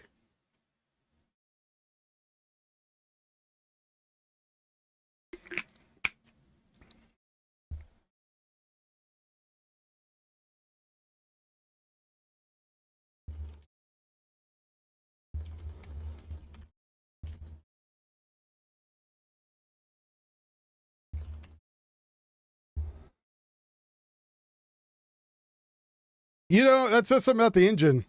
But again, I'm a big fan of reliability over style, right? Even though my F-150 has a lot of bells and whistles that I really like, the main things I wanted in it were bucket seats. Oh, we saw on eBay was a toy. Oh, crap.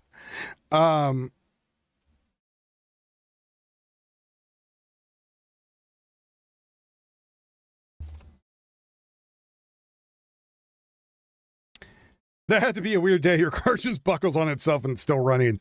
What the shit? Like, the axle falls off. Uh-oh.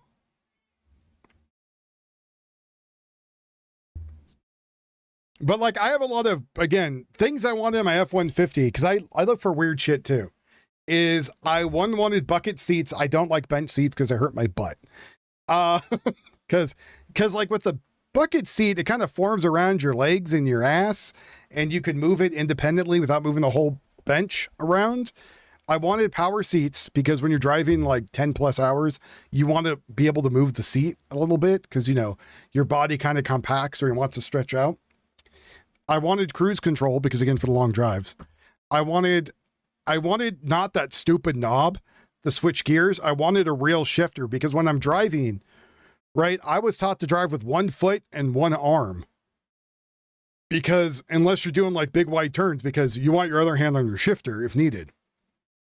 So I like having the shifter in the center console. I don't like it on the tree. I don't like a knob. The knob feels very demasculating. In my opinion.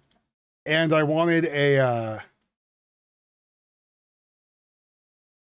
you know, I wanted, of course, heat and other stuff like that, but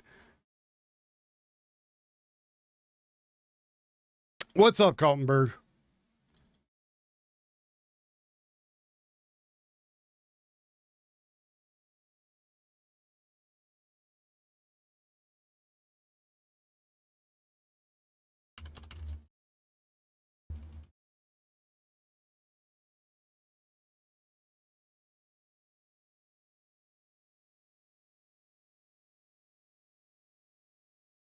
I mean, you could try like a small truck, because the small trucks move more like cars than they do full trucks. Kaltenberg, we had a bad day today. Yuffie's dog passed, so we're trying to hit the full bar so I can go buy her enough ice cream for the Winco to fill a bathtub.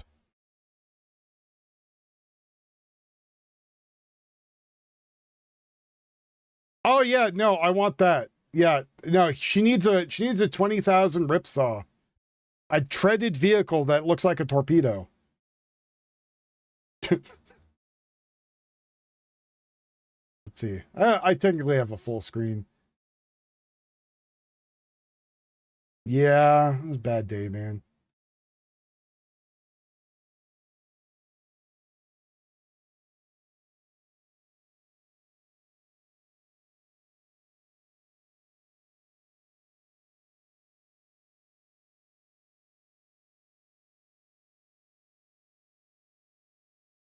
Apparently they made a ripsaw tank too. Here you go. I'll put that up on screen. There you go. This is what you need, buddy.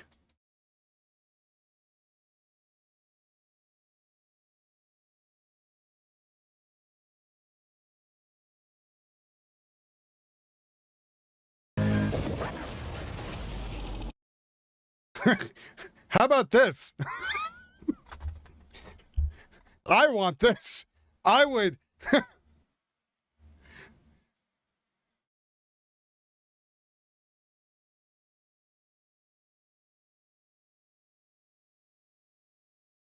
I would want this, but I want the back to have like my camping stuff in it, right? And I would love to just go mob this around. That's what you just sent me. Oh, nice. Great minds.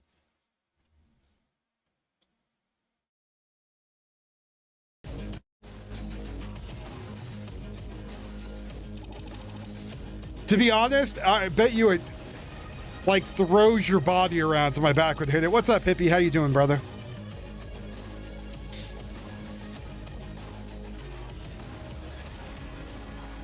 See, I want to be big enough again to have like everything I have in the back of it for like sleeping and whatever else. Got to like some really weird campsites. Got to like where people four-wheel and just be like, doo-doo-doo. You're doing like the Rubicon Trail in 2 hours.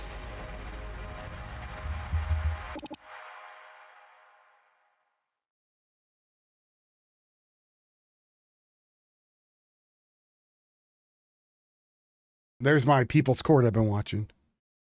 I like the Shepherds also, but again, if it was me, I want it to be long enough. If I had that thing, I'd just disappear for a while. Oh, thank you very much. I'll check the coffee.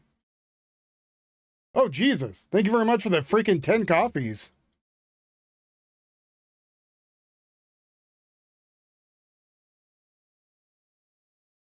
Yeah, she had the doggo since he was a kid. And Boomer finally died of old age. So her and her family are pretty devastated. Carlton Burke has just tipped $50 for the doggy. Thank you very much for the giant $50, brother. Thank you very much. The Hilux would be good if you could get it here. I mean, to be honest, if you could get, I think they're called a micro truck. So they're not sold in the US, but you can get them imported in here. If you,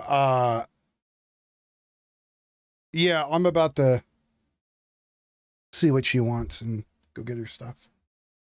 A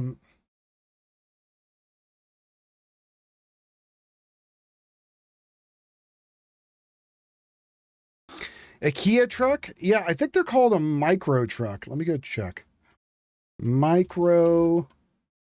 Oh, no, I know what you need. Hold on, I got it. Hold on.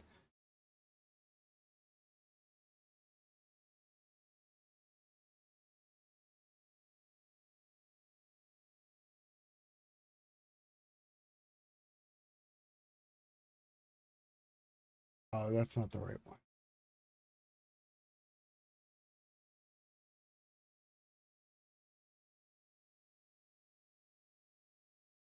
Thank you very much, SF, for the $10 for stuff.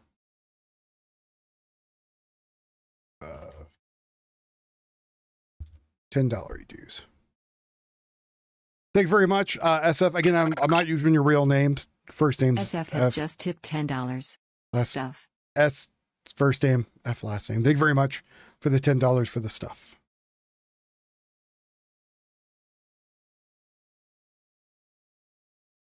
Oh, that was you, Base God. Thanks, you brother. I just put it in there. All right, let me. I got one for you. I'm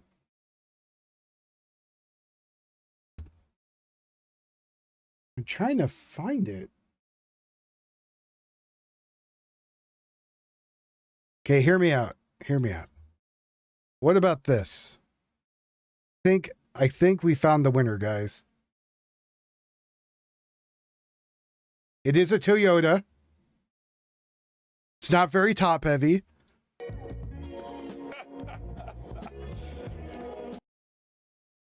It has turned many anime protagonists into isekai'd into another world.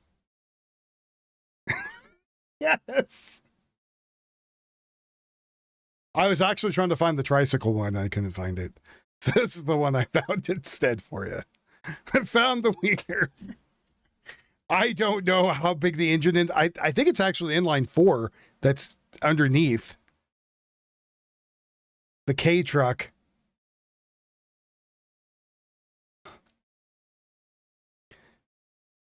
I was thinking of a Suzuki Cappuccino. I don't know what that is.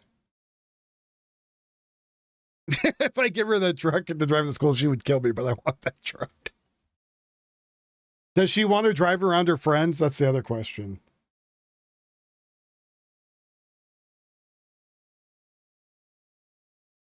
It's a terrible question, but that's a question. Where do they put the inline 4? Up the driver's ass? I think it's in between. I think it's side mounted there. Let's go see. Oh, what size engine? What size engine is the K truck? Now, Briggs & Stratton, let's see. It's a 660 cc or 0.66 liter 3-cylinder engine. So it's got 3 cylinders. That is what? I don't want to do math right now. Yeah, 3-cylinder.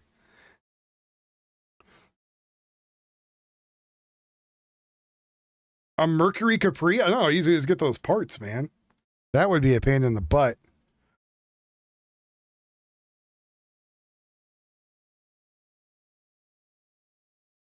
We got to think easy to get parts.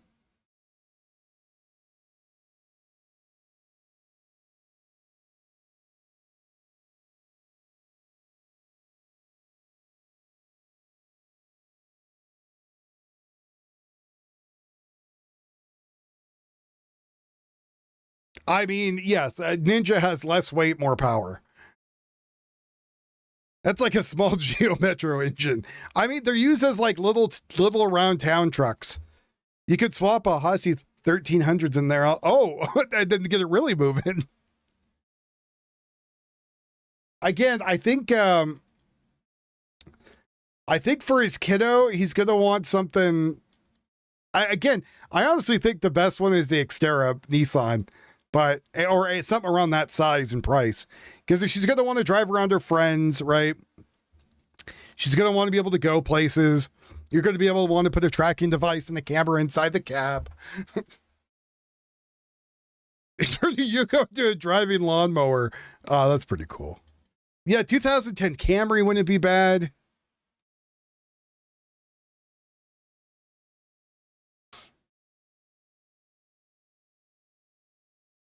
Go yell at her and be like, my online friends are here trying to pick out a car for you. Tell us what you like.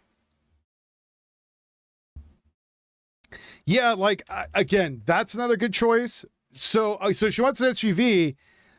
Okay, let's go check out most reliable SUVs. Let's go have the robot look up for us.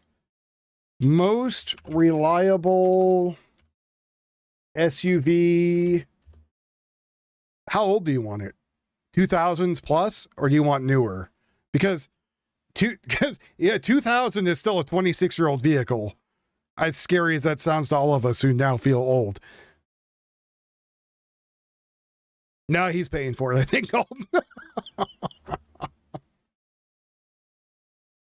Let's say 2010.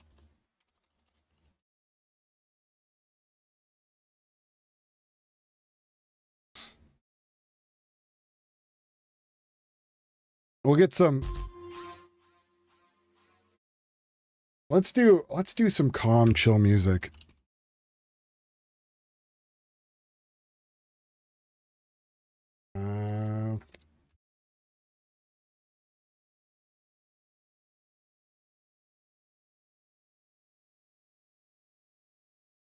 We'll do some chilled out lo-fi because I'm bummed out now. So I don't know. Car stuff's distracting me because I love that dog too. But I love all animals, especially the ones I eat.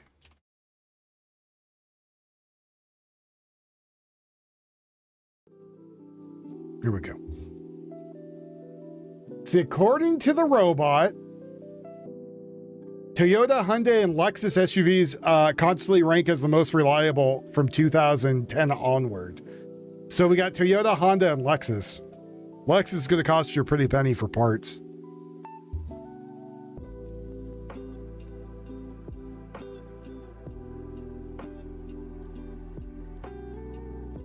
Number one, which is too goddamn much money, and you already poo-pooed it because it's top heavy, which I don't blame you for. The only way I would think, if you would not want to be top heavy, would be to spider out the axles so it's more on the bottom. But otherwise, oh, never mind. I take it back. That's the wrong one. The RAV4, actually. 2013, 2018, and 2019 hybrids. Legendary reliability with many lasting 200,000 miles easily. Strong engine, simple mechanics, and good safety. Repair Pal and owner data praises it highly. What about the RAV4?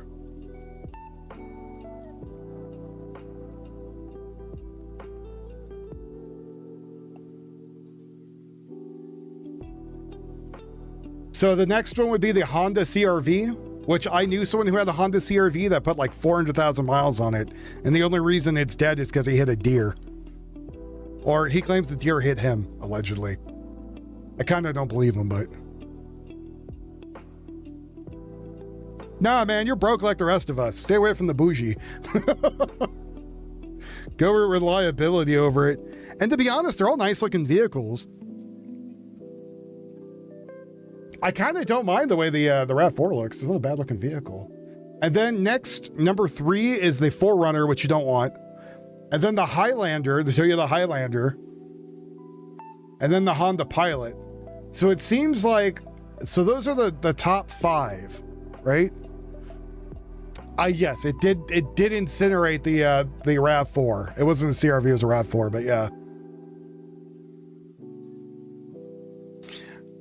So the Toyota tax isn't so bad on the RAV4. It's mostly worse on the trucks and 4Runners. Highlander too expensive? Okay, what about the Honda Pilot? And the Pilot is as well. Too many people. Oh. Oh. Why'd you take the third row out?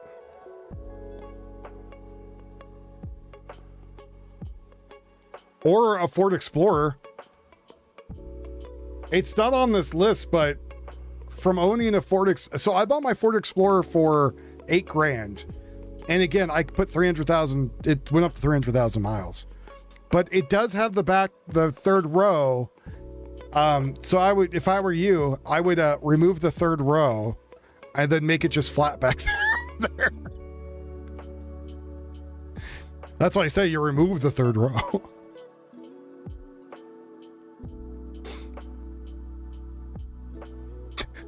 Oh, sorry, Colton. I wasn't thinking about that either. All right. I'm sorry I wasn't thinking pervy on it.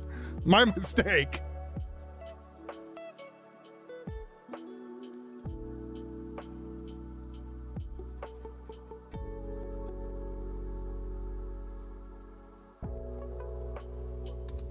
Here, I'm putting in no third row. I'm sorry my mind didn't go into the gutter immediately. All right, so the RAV4 is only 2 seats. The CRV is only 2 rows. Sorry, not 2 seats, 2 rows of seats.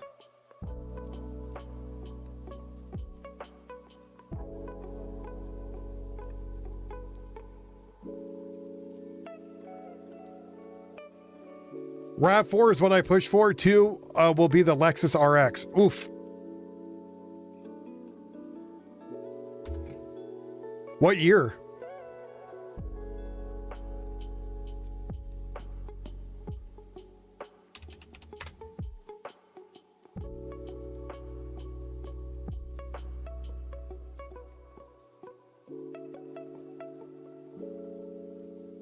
So the RAV4 has, from the 2018s back, they have a 2.5 liter, 176 horsepower engine, which is apparently bulletproof.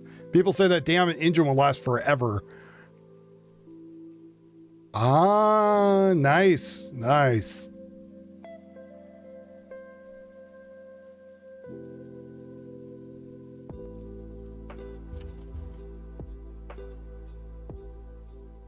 Yeah, you don't want a turbo or a supercharger on there. That's especially if people aren't used to like using them. Like people don't know a lot of the time with a supercharger or a turbo, you have to let the car warm up. You can't just gun it and hope for the best.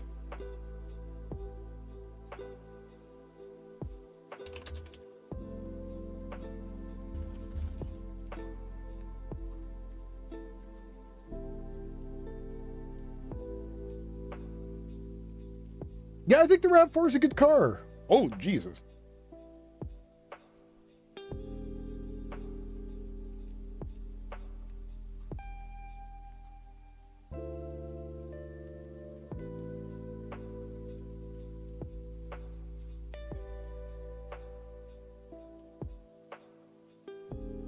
I'm looking right now for one, just because I'm curious how much to go for. Who the hell makes that? Toyota?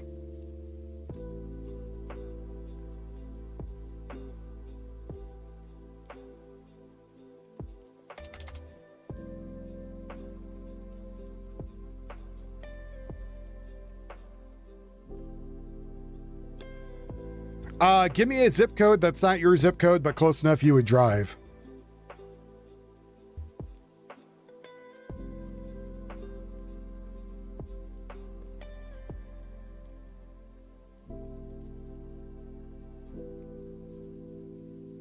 Yeah, but the RAV4 at least keep her safe. You know what I mean? Like, that's the other thing.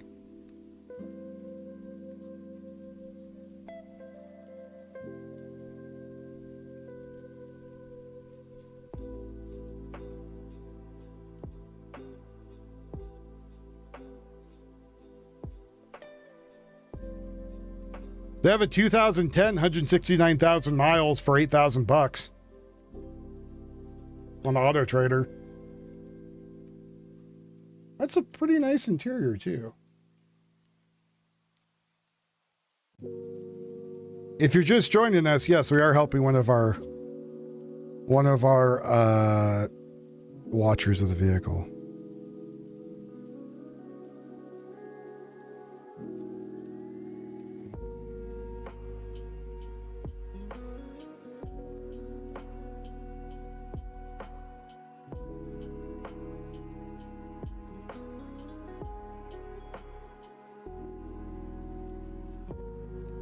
Hippie, I just sent you a DM.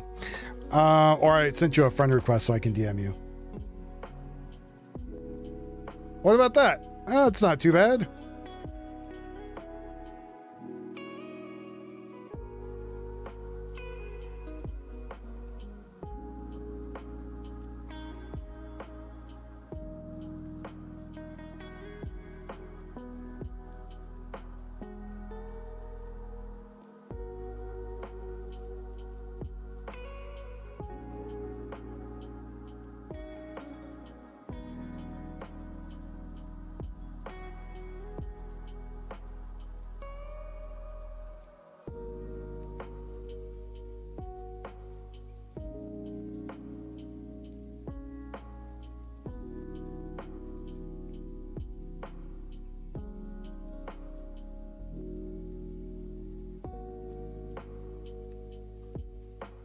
That's got JBL speakers. That's cool.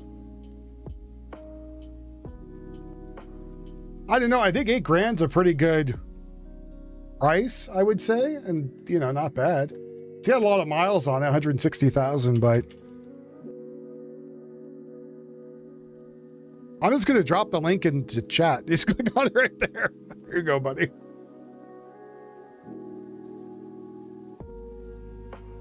$137 a month. Financing, that's not bad either. Shit, I wish that was mine. I pay a lot more than that, unfortunately.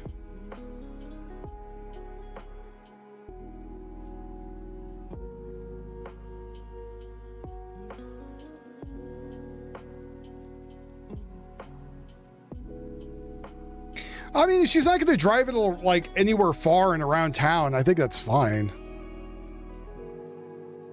Oh, that's good. Well, there you go.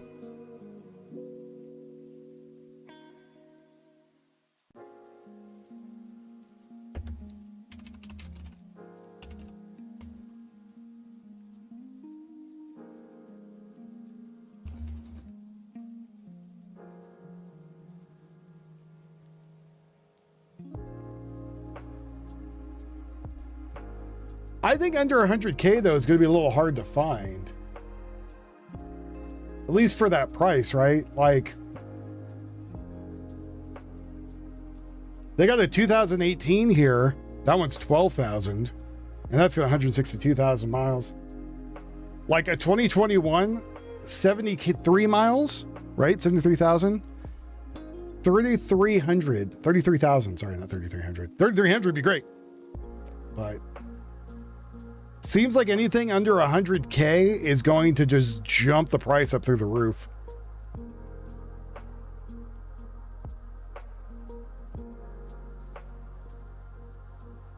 Even going back 20 years, here's a 2012. That's 170,000 miles. Remember, 20 years of driving might be on the thing, right? So that's probably going to get easily over 100,000 miles. And according to people talking, the engines will last 400,000 or more. Well, don't piss yourself to death. That's bad. Don't do that.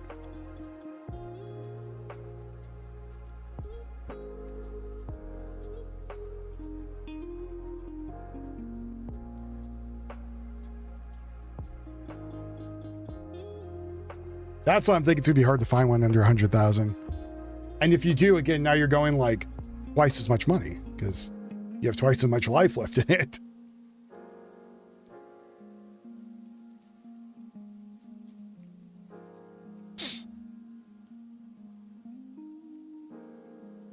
Yeah, and again, I think it'll be good for like another 200,000 to 100,000 miles as long as it's properly maintained. Then you can do a Carfax on it and see what was going on. I mean, a lot of dealerships now, and even like private owners will do you can get a Carfax. I think if you pay for it, it's like $20, but. Yeah, the old ladies, the old men, people who just drive it to the store and back.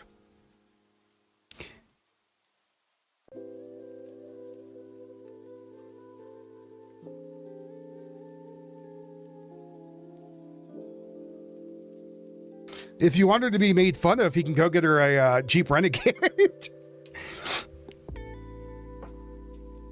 Yeah, even then, you could probably get a whole new engine for the vehicle for $3,000, $4,000. So the reason why the Toyotas have the Toyota Tux is because the parts are readily available and they're cheap. A PT Cruiser, I don't know if they still even make those.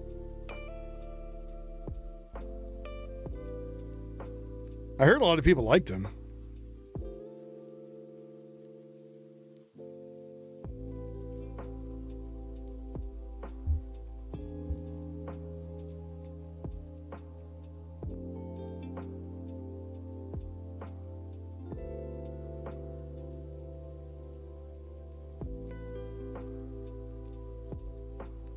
$60,000 miles, great price, nice. They don't make them, thank God. Oh. Maybe I'll do some little bit more shekel hound and we'll talk about cars. I'll call it an early night. I'll take Yuffie to go get ice cream in a minute. So the Saturn, so again with Saturn, I don't know if they still make parts. No view. There you go. He already. That's no bueno. That was shot down. There we go.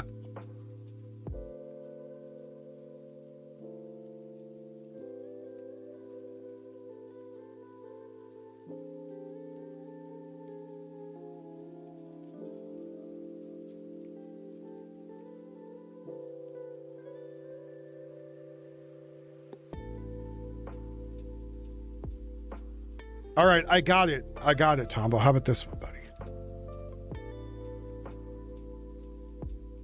I thought you were about to say buy her Prozac. I was like, I don't think she needs Prozac. Here you go, Tom. Now, I don't know if you want her to have this, but you might want this.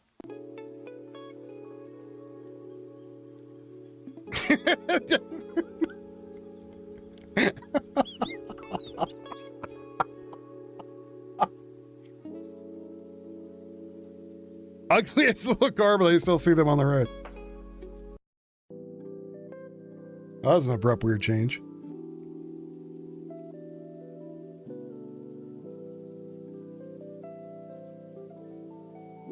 It's got a full bed in it and a kitchen. I want that now.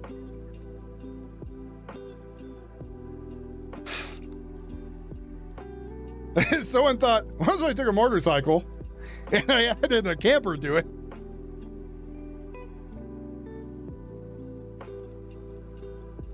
I like the orange one. If I was going to get one of them, I'd get an orange one. Send you the deets? It's, oh, shit.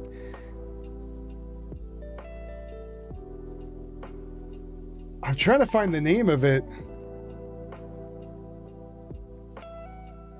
It's all electric, too.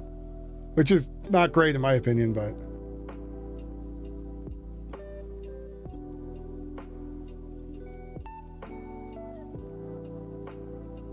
Apparently, it's a concept vehicle.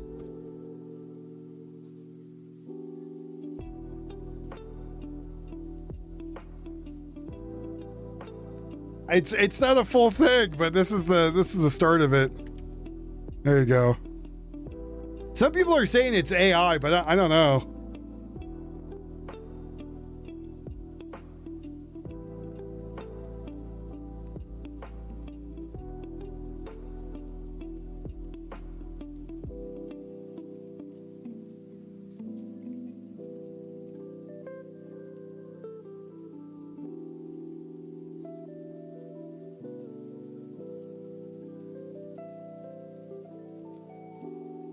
How about a tuk-tuk? How about this one?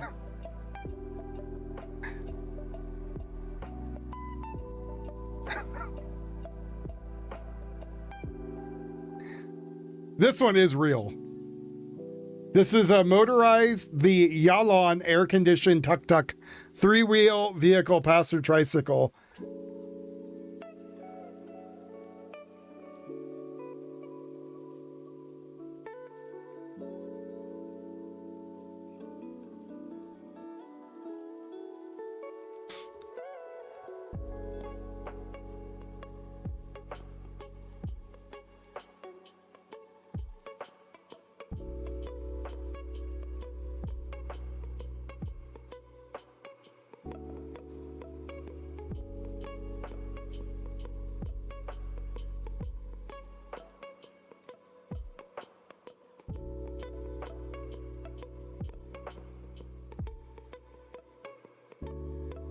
I don't know. People want to buy weird stuff, dude. I don't know. It's not for me.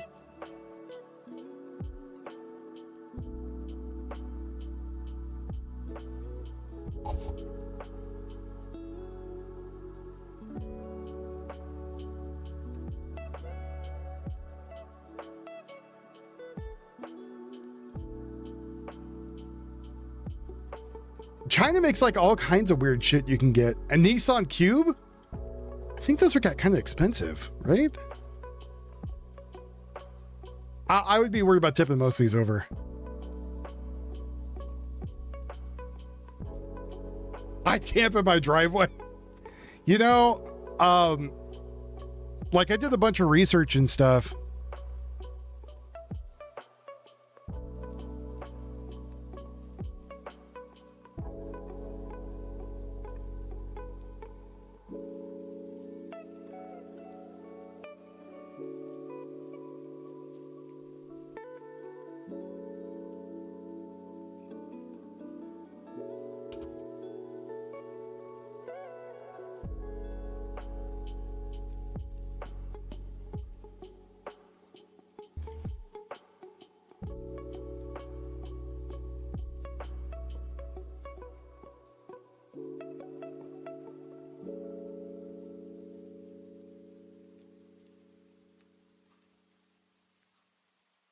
So like when I was looking for stuff to either tow or hold on one second, because you've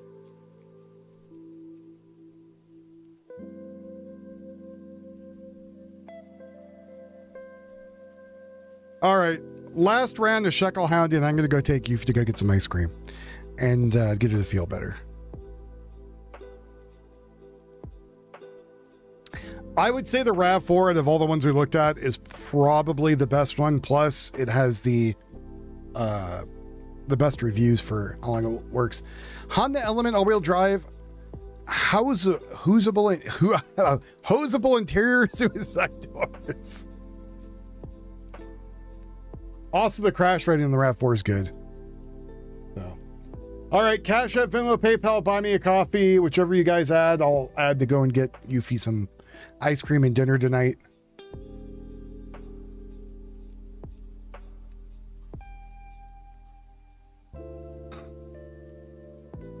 At least we helped Tombo find the vehicle. Good, Iran's getting bombed majorly, so there's not much we can do about that tonight. They just have to suffer.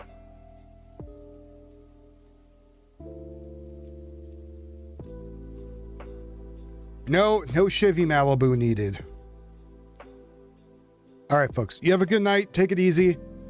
Again, I'm going to go take Yuffie out to go get some ice cream and stuff. Again, Cash App, Venmo, PayPal, buy me a coffee. Whatever you guys add will be for us for dinner tonight. You have a very good rest of your night, everybody, and take care. This worked out great while I ran his Purgatory Wild Contrast. Yeah, I just wish we didn't get the bad news tonight. So you have a good night, everyone. I love you all. I will talk to you tomorrow. If not, later today if something crazy pops up. All right. Night, everybody.